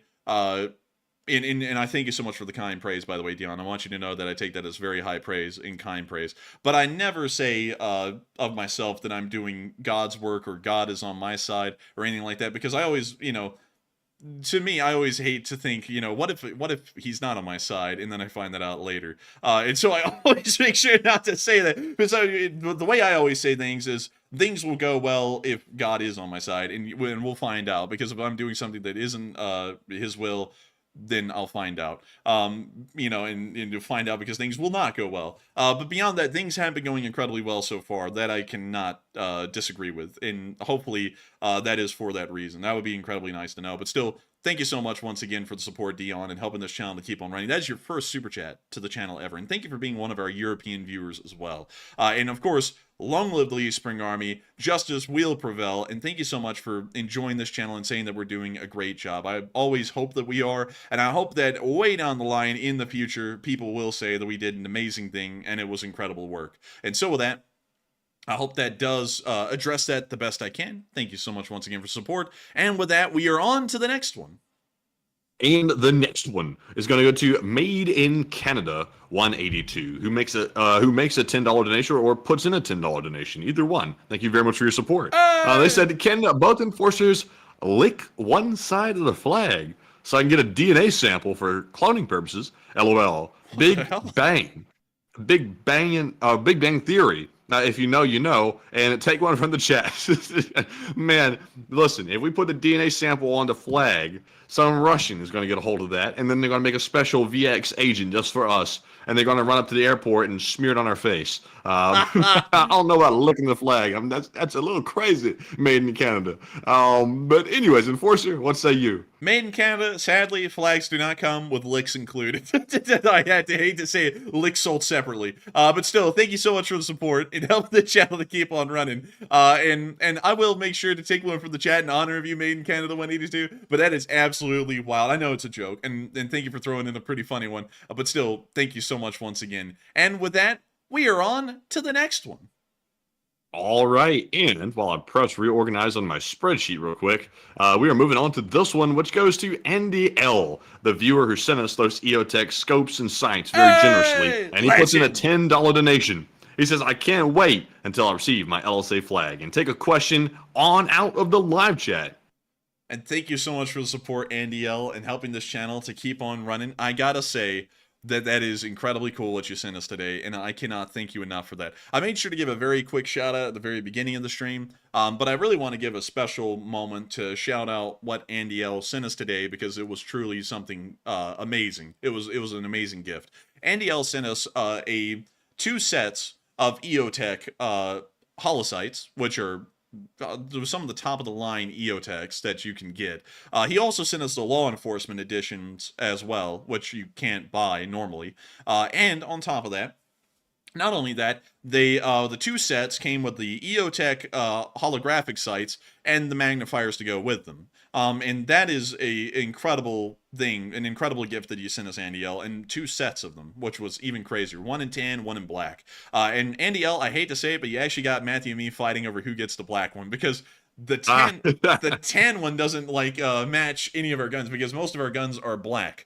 And so Matthew's like, I'm getting the black one. I'm like, no, I'm getting the black one. So one of us is going to end up with the tan one with the magnifier. But beyond that, regardless, I'm not gonna lie, the rails on my M4A1, they are flat dark earth. I think the tan might match, maybe. I mean, maybe. I was hoping to get the black one so that way I could put it on that P90. Oh, was I lagging the whole time? No, you weren't. Oh, you sped up again, like you just got done talking or something. That's weird. Yeah, it went brow. But beyond that, that's what I'm hoping to get the black one for. But Matthew and me are going to have to play rock paper scissors best of 3 for that one to figure out who gets the black one, who gets the tan one. But still, I got to thank you for that, because I can't put into words, y'all, how big of a thing that is, how big of a gift that is. EOTechs are some of the most expensive kinds of optics in their category out there. And it's unbelievable that you gave those to us, Andy L. And I got to thank you so much for that, because if it wasn't for folks like you who just appreciated the channel so much to send us gifts like that, we wouldn't be able to put EOTechs on our P90s or our M4s for that matter. And so we are greatly appreciative of that. And I got to thank you so much once again for the support and helping this channel to keep on running. Because if it wasn't for folks like you, Andy L, we wouldn't have such cool things to receive in the PO box that I can only ascribe to your absolute appreciation of this channel. And also, we wouldn't have amazing people who are here with us tonight. And so thank you so much once again. And we're about to be moving on to the next one. But I actually saw someone come in here, Matthew. You banned them. But they said, "Now, who are you? You seem to really praise yourselves and crap on others." No, actually, other people praise us, and then we thank them for praising us. And then as far as crapping on other people, I mean, guilty as charged. But with that, we are on to the next one. But thank you so much once again for support, Andy L. Man, I'll tell you what.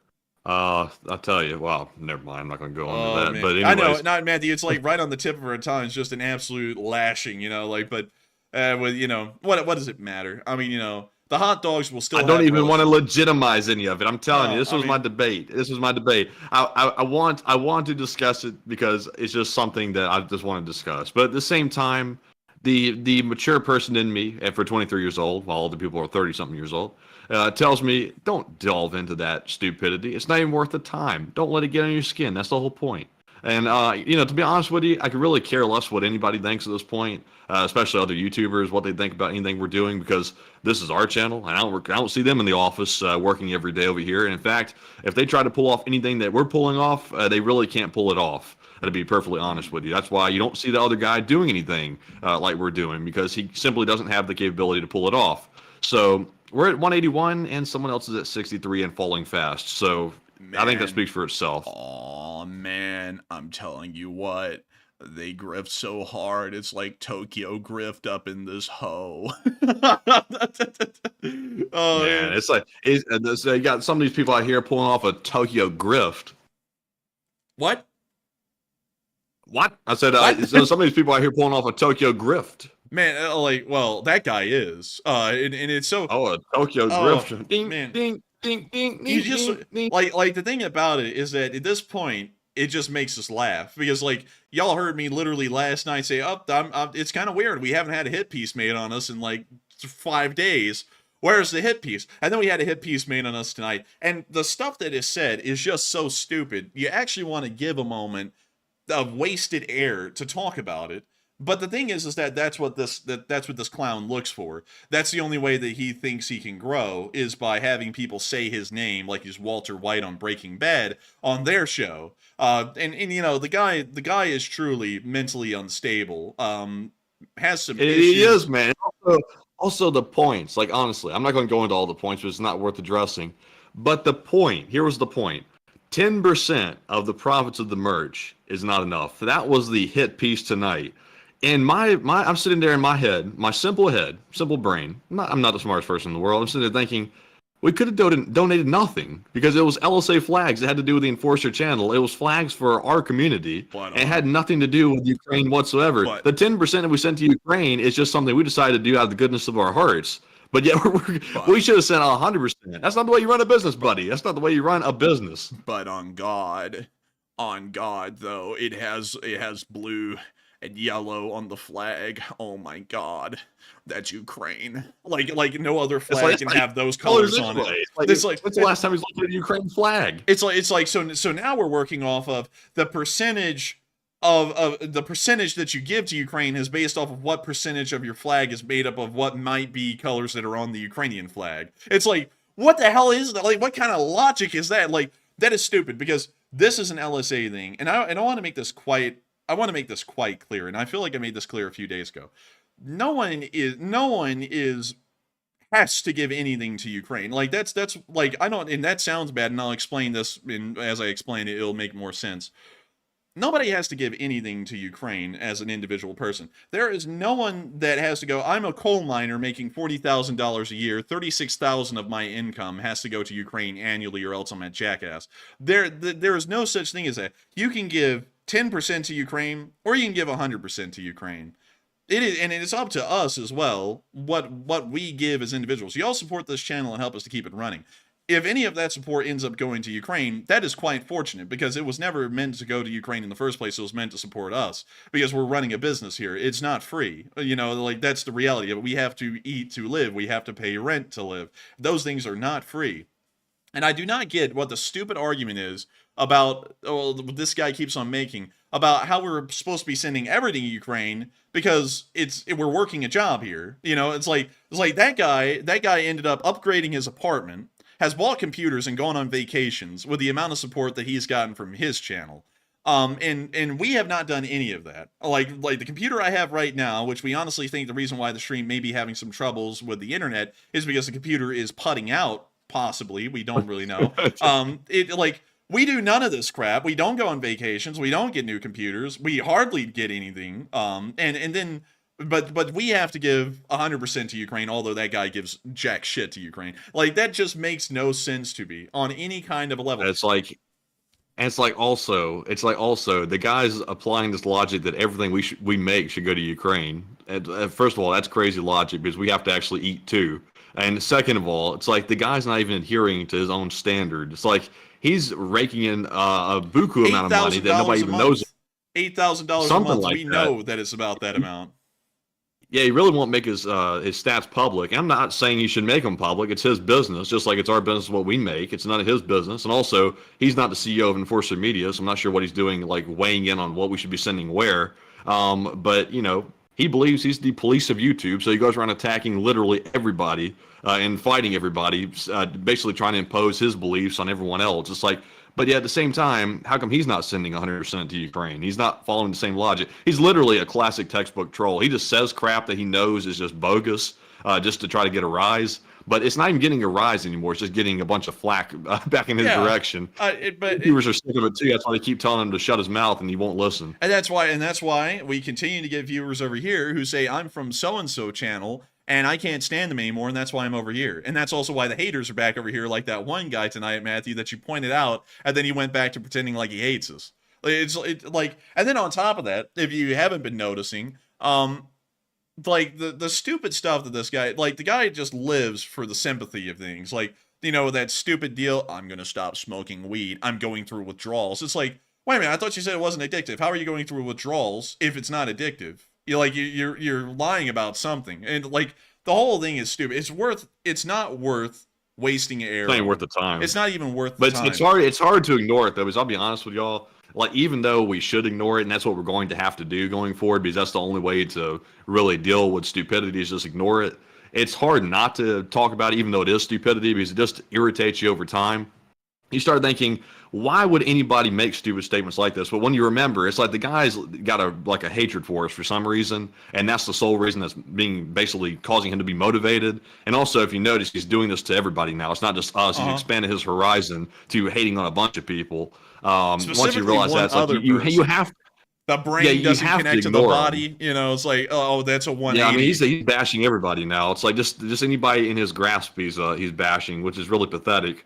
And I think people are getting sick of it too, because according to some reports I'm hearing, other YouTubers are like, I don't want to be involved in this drama and mess, and I don't blame them, to be honest with you. We've even fought with some of these people before, but even they want to move on from it, and we're the same way. We don't want to have anything to do with it anymore. But it's good to talk about it occasionally, because it just grinds the gears in your head a little bit.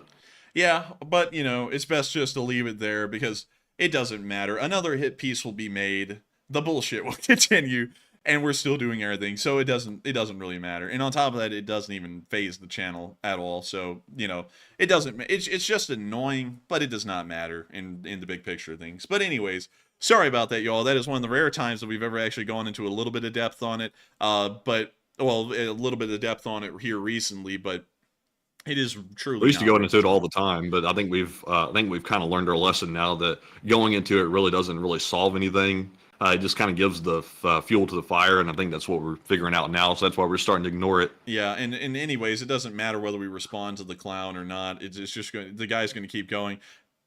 Everyone around him's like, please stop, because it's just pointless. No, I have to continue to lie. It's like, whatever. But anyways, with that, we are on to the next one. All right, and our next super chat is going to go to Richard McGurl once again, and this time he put in a $20 donation, and I'm making sure I don't see a comment here, and he said he actually put in a super sticker, and it's the YouTube creature dancing around with a cane. You are amazing, it says, and thank you very much, Richard. That is very kind of you. And Enforcer, what say you? And thank you so much for that, Richard McGurl. You are amazing, actually. And I got to thank you for the second super chat that you sent in tonight. You didn't throw in a comment, but it is still greatly appreciated. And we thank you so much for enjoying the channel enough to support us again tonight. And so with that, thank you so much once again. I hope that does address that well. And with that, we are on to the next one. And the next one, goes to Larry Morrill, who puts in a $10 donation. He says, Broken Back Brigade, 20 years in, and then 20 senior discounts. Can buy more ammo. Hey, and thank you so much for support.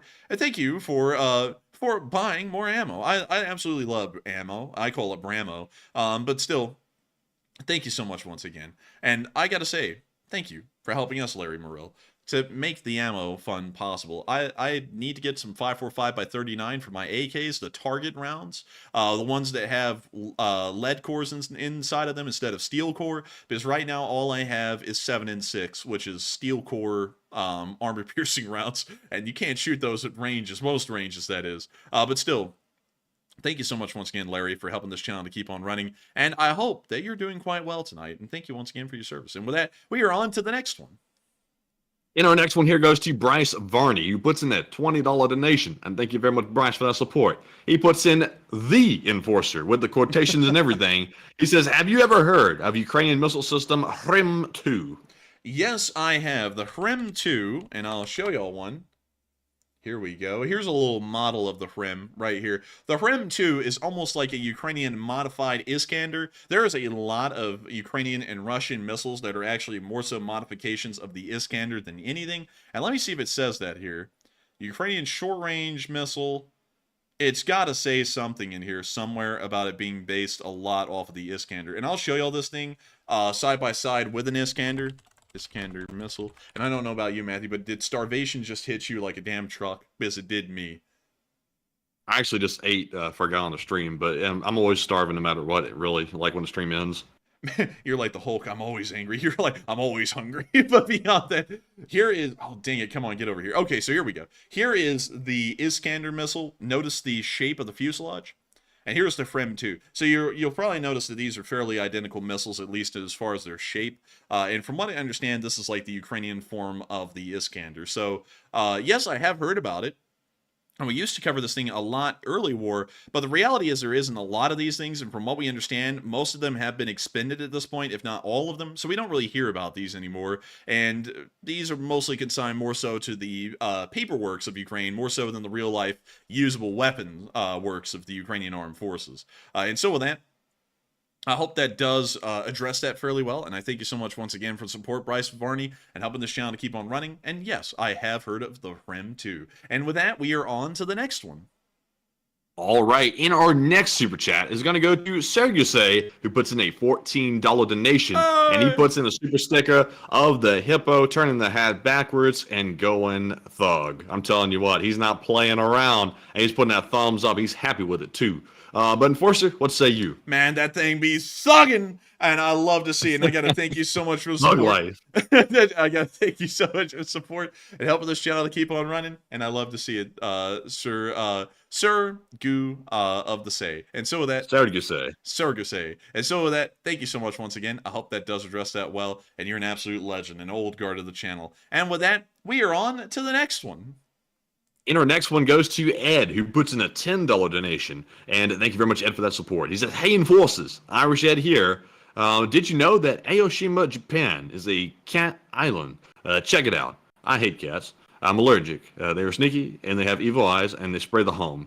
Bye-bye, kitty. And oh, my God. He puts in a water gun and the cat. Oh, my God. The water gun's aimed at the cat. Ed's taking him down.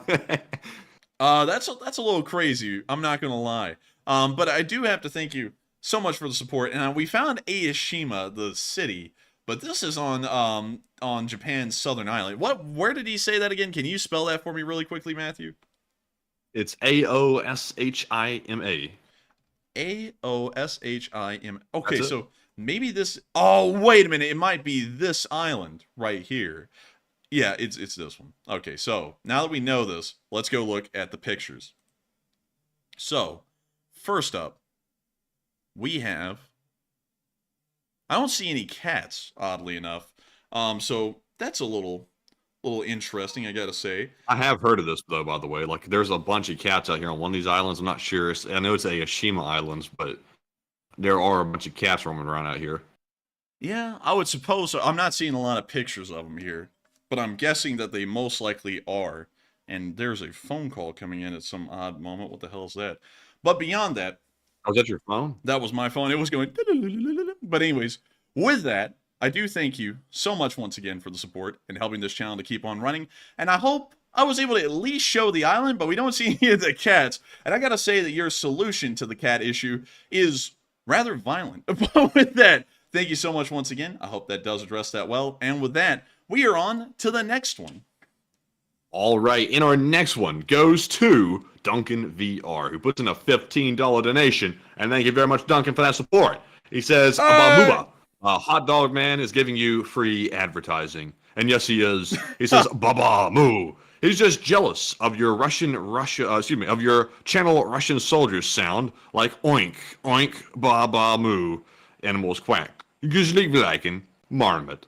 And Duncan, I'll tell you what, he really is giving us free advertising for real, because every time he makes a Twitter post about us or something, I go on there and I look at our Twitter followers, and I'm like, is this going to affect our Twitter followers? And it always goes up. So recently, I've been hoping he makes more posts on Twitter at least about it, because he actually increases our followers every time he does that. He drives people to us. Now, I guess they come over to us and hear the voice of reason, and they leave the nutcases place over there, and they're like, hey, we're jumping ship and leaving this crazy house, and we're actually going to go over here. So it's actually a good thing sometimes, but it's also obnoxious to us at the same time. So it's a love-hate thing. But Enforcer, what say you? And I gotta thank you so much for the support, Duncan VR, and throwing in that $16 super chat. That's 16 Australian dollars, which is greatly appreciated. And I gotta say, thank you so much for those kind words. The hot dog man do be seething, but we continue to do our thing, and we continue to be on that grind. And so I gotta thank you so much once again for helping this channel to keep on running. And I would have to agree, he's probably fairly jealous. And so with that, thank you so much once again. I hope that does address that well. And with that, we are on to the well, actually, hang on. And we have to go get the thing, Matthew. We have to go get the classic legend. The thing. You know what I'm talking about? It's that thing. It is. Man, he got that thing on him. Oh, hello there. Hey! It's the Marmot. You absolutely Hello love there, this. Governor. Oh, Would hello you there. care for a plum this evening, good sir? Would you like a plum? Would you like a rock? I do have an extra kilo of rock in the back if you want a special rock. Ah, some rock. Ask the fly, does he want some rock? Aw, man. I'm a sucker for that rock. Aw, man. That's a vote. Whoa, hold it there, good fly, sir. You must have money to buy rock. Nothing else is deserved as payment. Just only currency, please. Otherwise, you need to go away. Creepy, please go away, fly. Don't come back here. I won't sell to you anymore. You no more rock. Man, you're coming up with like a whole monologue on your own. But Man, this time I've got a whole storyline in my head about this marmot. I might make a children's book. The marmot and the rock and that pesky bastard fly, also known as reeking as hot dogs. I might have to make a children's book. man, I'm telling you what, that children's book is going to be one hell of a book. I'll tell you that. That'll be one hell of a trip right there, talking about, oh man, I got to get that rock. But with that, thank you so much once again for the support, Duncan VR, and thank you for letting us have a small moment of marmot. And so with that, thank you so much once again. I hope that does address that well. And with that, we are on to the next one. All right, and up next, we have a $10 donation. And also, I see Mike Zubra popping up in the live chat. So if you're going to fight over this EO text, just send them to me. LOL. Oh, trust me, we'll figure it out. If we got to throw it down, we'll figure it out. But they're getting put on the guns, trust me. But the next one goes to Aaron, LSA, who puts in a $10 donation and says, great job, and love how you're always ahead of the curve and provide in-depth news. And Matt, will you sign my flags? Aaron, I tell you what, he's very persistent. He says, also, enforcing your spine is inspiring, and keep fighting the good fight, and Plan C rocks, bot swat.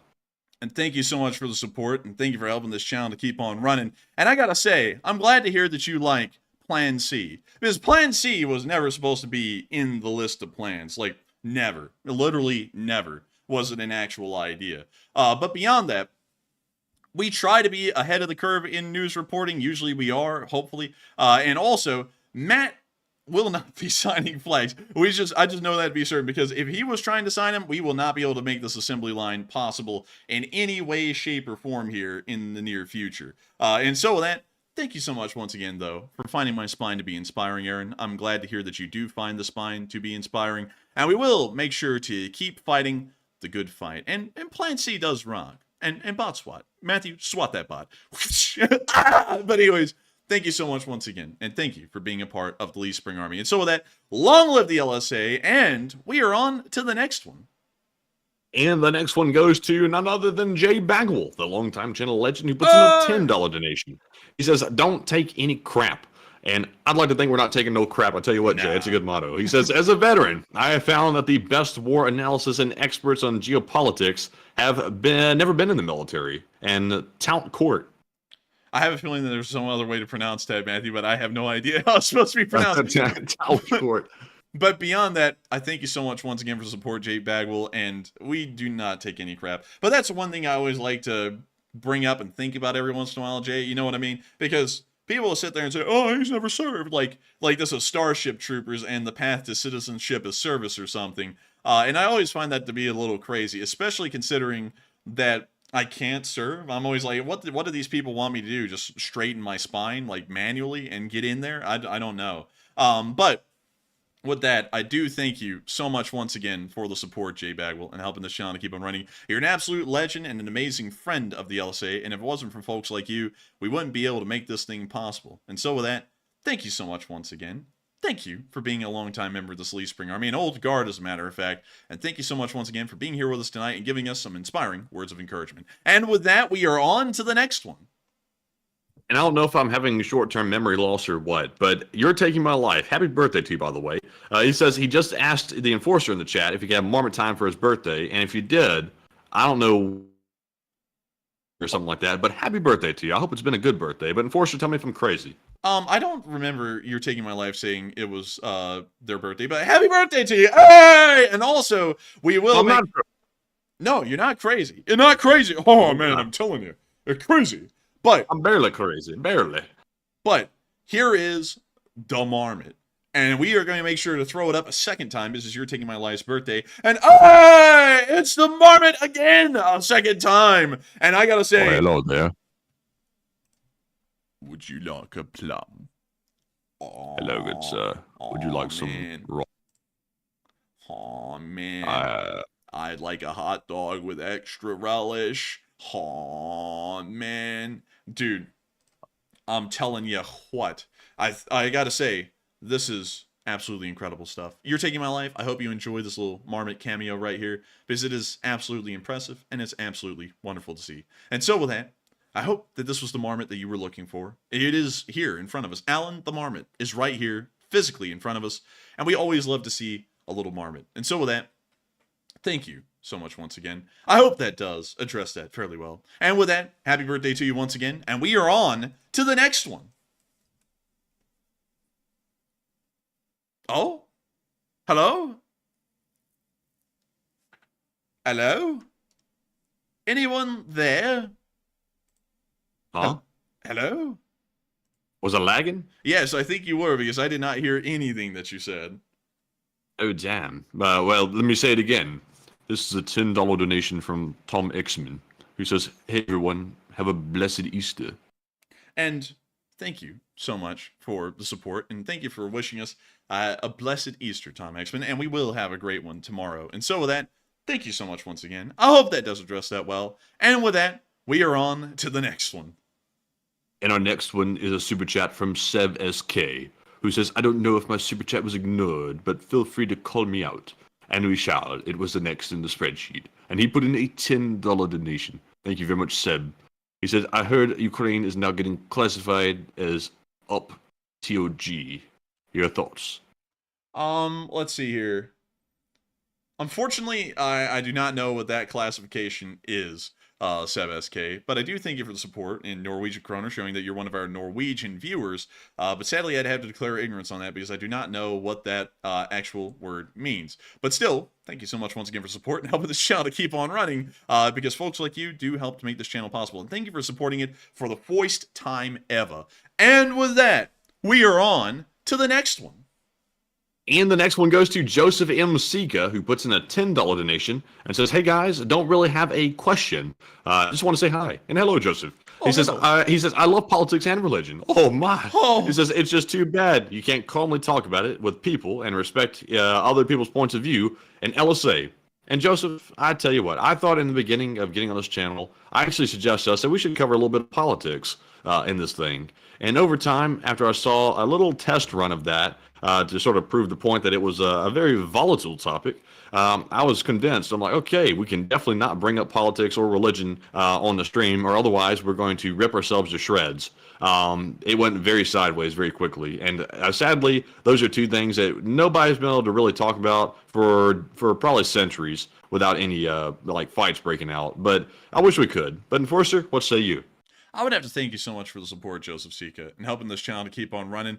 I would have to say that it is a bit of a shame that it can't be normally talked about, but I just kind of accept that it's a reality of the world these days, and it's something that just is never really going to fix itself, and it's never going to be something that can actually be talked about. That's why the old saying goes, there are two things you don't talk about. It's politics and religion. And I always make sure to try and follow that the best I can and make sure that we do not talk about politics or religion. But still, thank you so much once again for support, Joseph MC. And thank you for wanting to be in a more ideal world. But sadly, we live in this very hallowed and crustaceous world that is an unfortunate place. But still, long live the Lee Spring Army. Thank you so much once again for support. And with that, we are on to the next one.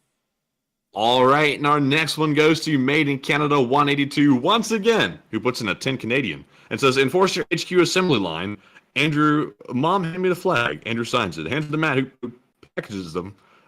Matt says, Dad to the post office with his stat. Excited to get my flag. And Made in Canada, what in the hell? How do you know how the assembly line is set up? Because that is weirdly, oddly enough, the idea I had in my head, how we're going to sort of do this thing. I'm not making that up. So that's kind of weird. You like nailed that exactly. Who was doing what job as well? Like I'm the one who's obviously running the actual storefront itself, so I have to do the actual shipping labels and everything and package it. And then you got Andrew signing it and folding it and stuff like that. So that's kind of weird. Like, you're really dead on the nail with that. It's kind of odd. But Enforcer, what say you? I thank you so much, Made in Canada, for literally perfectly guessing how our assembly line is pretty much working, because that is actually the exact way it will work, most likely. And so with that, thank you so much once again for support, Made in Canada 182. Thank you for helping this channel to keep on running, and thank you for making this thing possible, because if it wasn't for folks like you, we wouldn't be able to keep this thing running. And so with that, thank you so much once again, and I can't wait for you to get your flag as well, Made in Canada. You're one of our Canadian viewers, so it should be hopefully here within the next 20 or so days, and we're hoping to that. So here's to hoping. And so with that, thank you so much once again. I hope that does address that well, and we are on to the next one. Oh, and also the super chatter that put in something earlier about UPP dog. That's actually they were trying to have us with that basically, but we didn't catch on. We were too like simple-minded to catch on with it. No, so they didn't caught have a on. chance to get us. I Oh, you caught on. did? That's why I never said the term. I was always like, I don't know what that term means, because I was like, I feel like we're about to get it had, and so I was like, we're not answering that. That's why I did it. But still, you almost had us. But I saw something about it. I didn't see up dog, but I did see, I did see something a little bit odd about that. But still, thank you so much once again for trying to get us. We actually were smart enough to dodge it that time. But with that, we are on to the next one. And also, I don't know what's going on in the live chat tonight, but I saw JD Mako 23 say Matt Kaba might help, and he laughed and laughed and laughed. I'm beginning to wonder if some of y'all folks like have like a way to see in our house or something like that, because it's weird. I actually had kava for supper tonight, which is also very weird as well. And also, someone else just named off the assembly line for the flag, so very weird. But anyways, moving on to our next one here. While that is putting my brain for a loop, Butchie 777 puts in a 10 and says, "Serious question: do you think Russia has set themselves up for more ISIS attacks for not letting them take the full credit for the last one? And ISIS may want to prove a point." I think that actually may be a reasonable belief that they have set themselves up for further attacks in the future, because of what they're currently having a bit of an issue with.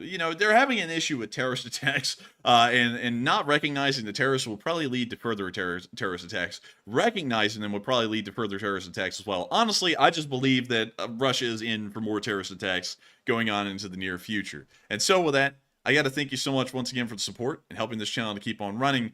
And I would have to agree with you, Butcher 777, regardless of whether they credited them with the attack or not. I'm sure that more attacks are in Russia's future based off of their response at the moment. And so with that, thank you so much once again. Thank you for helping this channel to keep on running. And with that, we are on to the next one. And the next one goes to Russ Rizzo, who puts in a $10 donation. And this one's kind of wild, I'm not going to lie. So Enforcer, I'm going to toss this one your direction. Let's see. I think we'd rather not. I think we'd rather just skip that one. But I do thank you for the support, Russ Rizzo, and helping this channel to keep on running. I don't know anything about that. I have no clue. But I do thank you for the support and helping this channel to keep on running, because folks like you do help to make it possible. And so with that, thank you so much once again. And we are on to the next one. And the next one goes to Ryan Clark, who puts in an 8 and says, "Hi from Australia, and I want to know why Ukraine didn't put all the forces in one place down south, and can't remember what town it was, but it was a major town." Kherson? Well, that's because the generals in the area had lifted the landmines off of the Crimean border that had been there for years, and then they pulled the armies back so that way Russia could push in. Those generals were quickly dismissed, and I believe they faced criminal charges after doing that, but that's why those armed forces weren't in critical positions to defend the area when it was originally taken back in early 2022. And so with that, I hope that does address that well. Thank you so much once again for support and helping this channel to keep on running. And with that, we are on to the next one. All right, and the next one here is going to go to Badger Bro, who puts in a 7 and says, "Enforcer, if Putin wants to test NATO, which country will he attack first?" Well, if you test one, you test them all. So you probably go with the Suwalki gaps of Poland and Lithuania simultaneously, and then figure out where they're going from there. And so with that, I hope that does address that well, at least the best I possibly can. And thank you for helping this channel to keep on running, and thank you for making this channel possible. And I hope I was able to address that as best as possible. And with that, we are on to the next one. And the next one goes to Carrie Ann LSA, who puts in the 5 and says, hello, Andrew and Matt. And hello, Carrie Ann. And also Nick. And she says, keep up the good work and long live the LSA. And we will make sure to keep up the good work, Carrie Ann. Thank you so much for the LSA first couple being here with us tonight. And long live the Lee Spring Army. And thank you. We will make sure to keep up the good work. And with that, we are on to the next one. And this one goes to Mark Gagne, who puts in the 5 and says, could an F-16 provide radar for MiGs and SUS entering ZZ airspace? Yes, the F-16 could provide radar for, well, I'm actually not sure, Mark, because I'm not sure if the F-16 can actually create a link with the MiGs and the SUs to be able to get them that kind of information. I forgot the exact technical term for that. I think it's like an interlink or something like that. I don't think it can create one with those aircraft, but I might be mistaken. There may be some ways that you can mess with the computer systems to make that possible. But at the moment, I don't think they could interlink with the other aircraft, so they would kind of still be on their own, doing their own thing in their own world. But with that, I do thank you for the support, Mark, and helping this channel to keep on running. And with that, we are on to the next one. All right, and the next one goes to Todd Williams, who puts in the 5 and says, so Russia is recruiting 30,000 a month into their army. What are they going to equip them with? And will we see an army fielding T-34s this year? I thank you for the support, Todd. And also, Russia is, recruiting, conscripting around 30,000 into their armed forces every month. If they were to try and equip them, they're most likely going to try and equip them with older vehicles, most likely T-55s and T-62s, if they even have those, or all of these forces are going to be light infantry forces, which would be nuts to have an entire army that is nothing but light infantry. So, yeah, it might be T-34s. I mean, they are getting to that point where they may actually have to have T-34s, but I think it would most likely be T-55s or T-62s first. And so with that, I hope that does address that fairly well, at least in my opinion. And thank you so much once again for helping this channel to keep on running. And with that, we are on to the next one. All right, and the next one goes to Craig Savares, who puts in a 5 and says, China makes 99% of Hello Kitty merch, some of it legally. China makes 99% of Hello Kitty merch, some of it legally. Thank you so much, Craig Savares. I don't know why I had to say it in that voice, but still, I thank you for the support, and I thank you for sharing that, because while Hello Kitty is Japanese, I'm sure that Hello Kitty is made in China. And so with that, thank you so much once again. I hope that does address that well, and we are on to the next one. All right, and our next one goes to Russ Rizzo yet again, who puts in a 10. He says, trust me, it's rated PG. He says just to Google it. I don't know, Russ Rizzo. That's a scary one. And actually, now that he brings it up, I know what he's talking about. And I do thank you for the support and helping this channel to keep on running. But Russ, I think I will actually have to still kind of avoid talking about that, because while it's technically PG, the event itself, the festival, does have no other way to censor it, sexual undertones to it. Well, actually, it's literally about that. So I still want to avoid talking about it, because I don't feel like it's an appropriate place on this channel. But still, thank you for the support, Russ Rizzo, and call you the Rizzler, because you know about it. So then, thank you so much once again. I hope that does address that well, and we are on to the next one. And the next one goes to Anthony Wilson, who puts in a 10. He says, oh, hello there. Do you like mac and cheese? Java. Those territories, medium roast, marmot juice, Slava Java, Slava Ukraine. I think Anthony Wilson is behind our coffee line. I think he likes it. I think he likes the idea. But still, thank you so much for the support, Anthony Wilson. Thank you for throwing in a very interesting line of text. And we will make sure to get that Java out there. Slava Java, Slava Ukraini, long live the Lee Spring Army. And so with that, thank you so much once again. I hope that does address that well. And with that, we are on to the next one. And the next one goes to Badger Bro, who puts in a $5 donation and says, Enforcer, when the F-16s arrive, will they be restricted, or will they have the full range of missiles at their disposal? I would have to say that they're most likely going to be a little limited, because if the West is not providing certain kinds of weapons that can be mounted onto an F-16, then there isn't really a lot that the F-16 can do, because it's kind of limited by the weapons it actually can carry. And so with that, I hope that does address that well, and I thank you so much once again for support. And with that, we are on to the next one. And all I have to say about the live chat, I'm seeing one from Philip Fixes LSA, heresy. He said, Enforcer Matt secretly wants to drive a Fiat. Heresy. Absolutely not. Absolutely not. I will say the only Fiat that's somewhat cool is the Abarth, or Abarth, or however you say it, those Fiats, because they have a really good exhaust system. But all the Fiats are really small, and they look kind of funky. If you have one, I'm sorry, but it does look a little bit odd. It is, of course, I believe, French, if I'm not mistaken. Am I right, Enforcer? Do you know? Fiat is Italian. It's Italian? Okay, well, whatever. It's close enough. But, they're very small, and I don't like them. The only thing that's redeeming about them is the exhaust. But you have to be very small to drive it, otherwise you won't fit. Enforcer, do you know which one I'm talking about? Yeah, the Fiat 500. Yeah, the 500, and also that little, like, two-seater thing that's kind of like the competitor to a Miata. Oh, dang, I don't know what that one is, but I know what 124s, I think. Tom Exman's right. It's 124s. Yeah, I mean, it's all right. I mean, it's not the greatest thing. It's all right, though. But with that, I do have to say that is, in fact, heresy. And I can't believe that people are saying that in the live chat. But with that, we are on to the next one. And this one goes to Kim Ott, who puts in a $10 donation. And thank you very much, Kim, for that support. He puts in that super sticker of that fella. He is flying. I'm telling you what, he's flying like a hot dog man to the next drama pit. But Enforcer, what say you? And I gotta thank you so much for the support, Kim Ott, and helping this channel keep on running. And I love to see the YouTube creature flying through the skies, doing its thing. We love it. And so with that, thank you so much once again. I hope that does address that well. And with that, we are on to the next one. All right, and the next one goes to John Dunn, who puts in a $5 donation, and he does not leave a comment. But thank you very much, John, for that support and helping to keep us running. And our next one goes to Scott Kemp, who puts in a 5 and says, is Jake Sullivan in Ukraine? And if so, what is he saying to Zelensky? I have to thank you so much for the support. Sadly, I do not know of the whereabouts of Jake Sullivan, and I sadly cannot speak about what he's doing, largely due to ignorance on what he's doing. So, I hate to say that, but still, thank you so much once again for support. Scott Kemp, and helping this channel keep on running, and thank you for throwing in your third support in the history of this channel. And so with that, we are on to the next one, but thank you so much once again.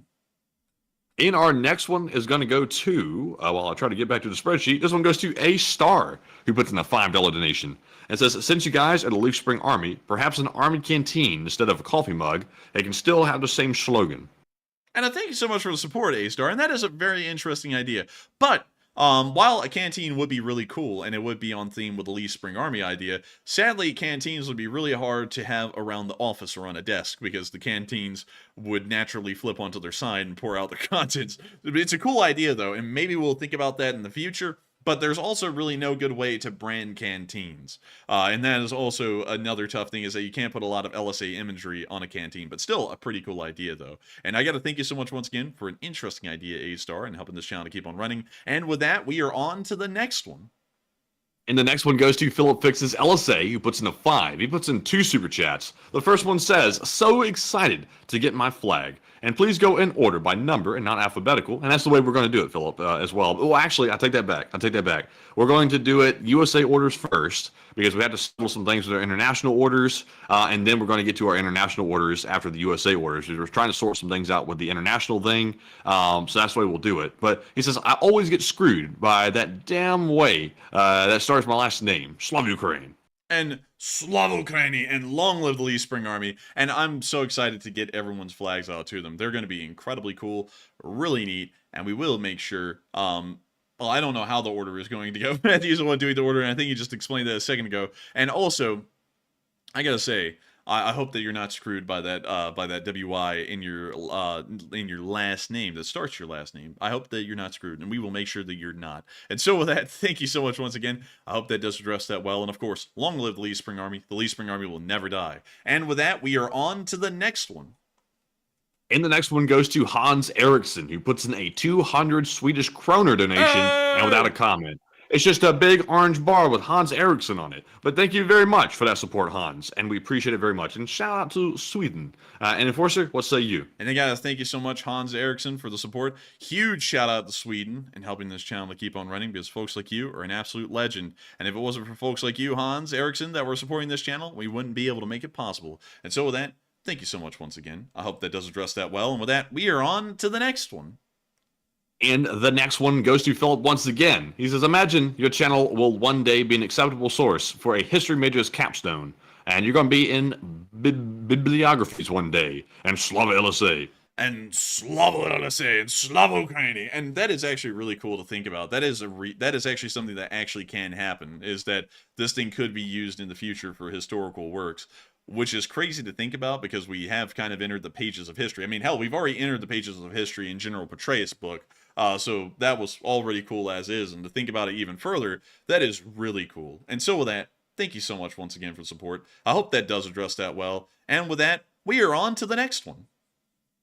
And our next one goes to Herp Derp NV, who puts in a 5. And he said, any chance of, say, a hot dog themed merchandise? Maybe a Wienermobile that has crashed and burned. Oh.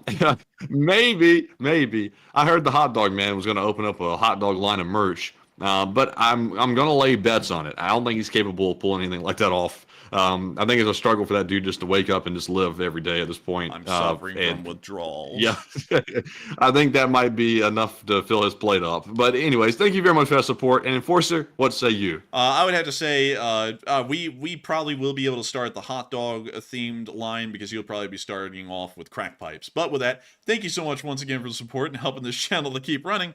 As folks like you help to make it possible. And so with that, we are on to the next one. And up next, big shout out to Bug Eye, who puts in a 3, and also Carl Vincent, who puts in a 2. And they didn't leave comments, but thank you guys very much for that support. And you are going to round us out on the Super Chat segment. And thank y'all very much for that support. And also, I just saw You're Taking My Life say, by the way, I'm a girl, not a he. Sorry about that. Whoopsie. And also, she said, international shipping costs are ridiculous these days. And also, comment on that. I was able to get them as low as possible on this last run, but I think I found a new carrier, which might be able to get them even lower than they were last time. Not by a whole bunch, but lower than they were. Because I agree with you. International shipping is insane. I've never really shipped anything international, so I just sort of learned that when we opened the merch store. Y'all pay a lot of money to get stuff sent from the United States to anywhere around the world, which is kind of crazy for a normal polymiller, like what we're sending out. $30 in shipping on average to Australia. That's nuts. And to me, I'd like to get that much lower than that, and I think we might be able to get it lower. But we'll have to see. But we actually have one more super chat just came in. This one's from Khan, and it's actually that guy off of Star Trek. He's got the profile picture and everything. He puts in a 10. He says, your brain. or something like that at the beginning of the movie. They turn you into Hot Dog Boy. But he said, "Hi guys, you call them bots. I call them Russian trolls. They are professional propagandists hired by Vladimir Putin, working at the Russian troll factory in St. Petersburg, Russia. The bot war has begun." The Clone Wars have begun. And I thank you for the support, Con. And we do call them bots. Bots are just a common thing all over the internet. Because believe it or not, it's not a special thing to Russia. The Chinese have them. The Iranians have them. The North Koreans have them. Everyone has bots. Every single dictatorial regime. Whoa, that was a bad way to have like they say it twice.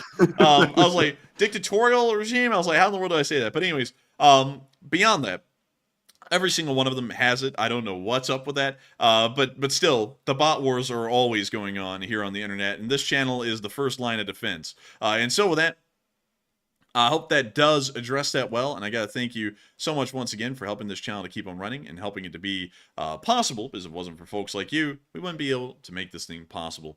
And so with that, we have finally rounded out the Super Chat segment. We're going to be moving on into the live chats, starting off with a Morse code message. And so what do we got, Matthew? All right, and the Morse code tonight was solved by Cliff Simonson, Mark Hodges, Earl Bernew, Paul Schultz, Kevin J, Rumpelstiltskin, David Millsaps, and Toxic Bananas. And they said, unfortunately, the LSA Southern Corps respectfully submits tonight's Morse code message respectfully, with respect. I like my hot dogs with extra relish. There's really, truly no need to embellish. Long live the LSA.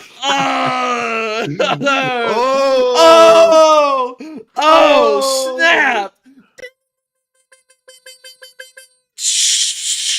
That's the sound of money. And y'all hit that dead on the nail. That was the jackpot. Y'all got that message correct. There's no other way around it. I cannot deny, I cannot even embellish that I do like a hot dog with extra relish. And I got to thank you so much once again for getting that Morse code message correct. That is the 766th day of the war that y'all have gotten that correct.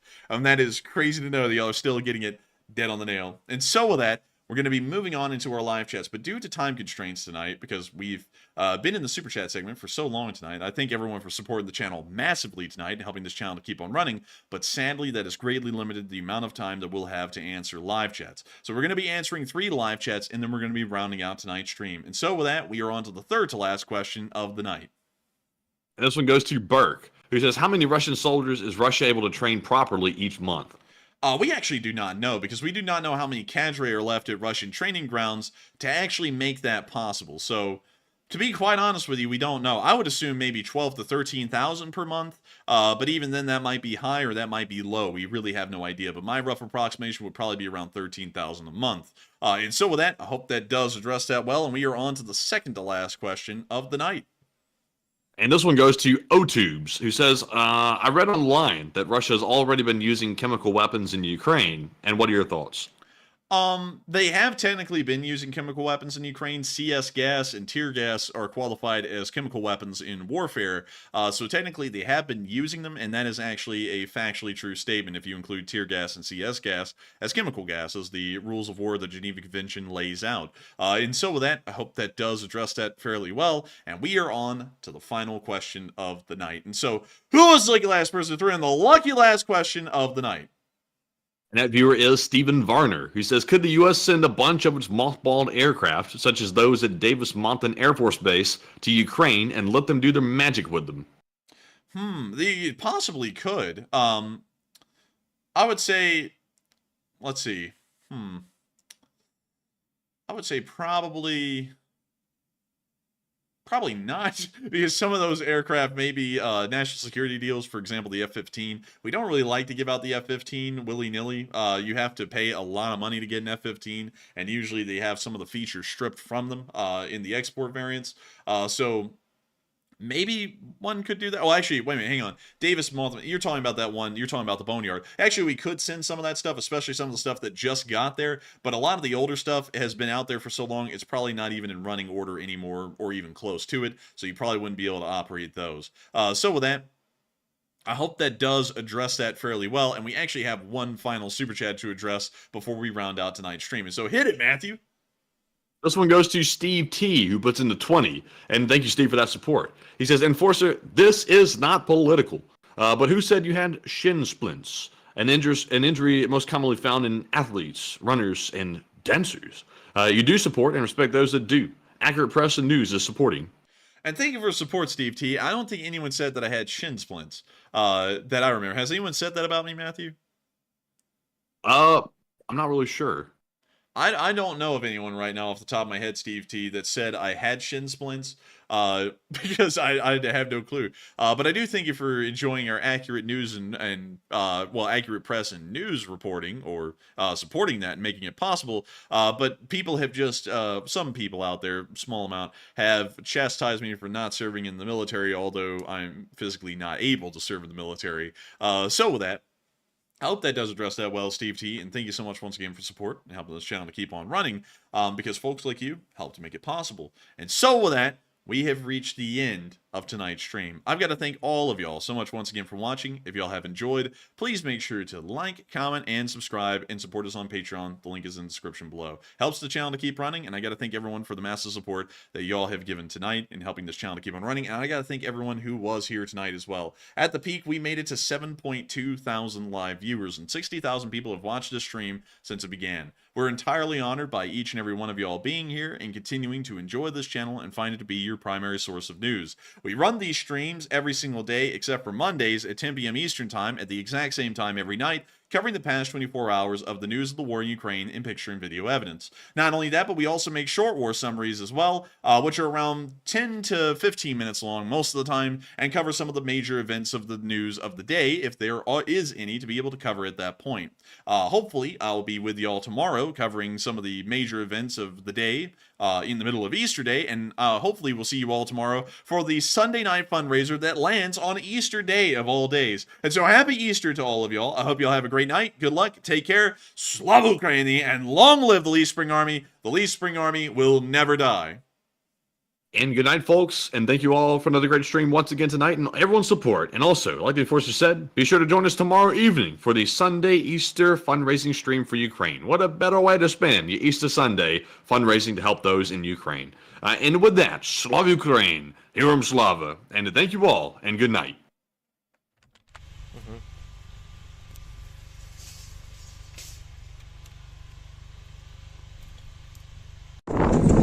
Yes. The Liberate Army sends its regards.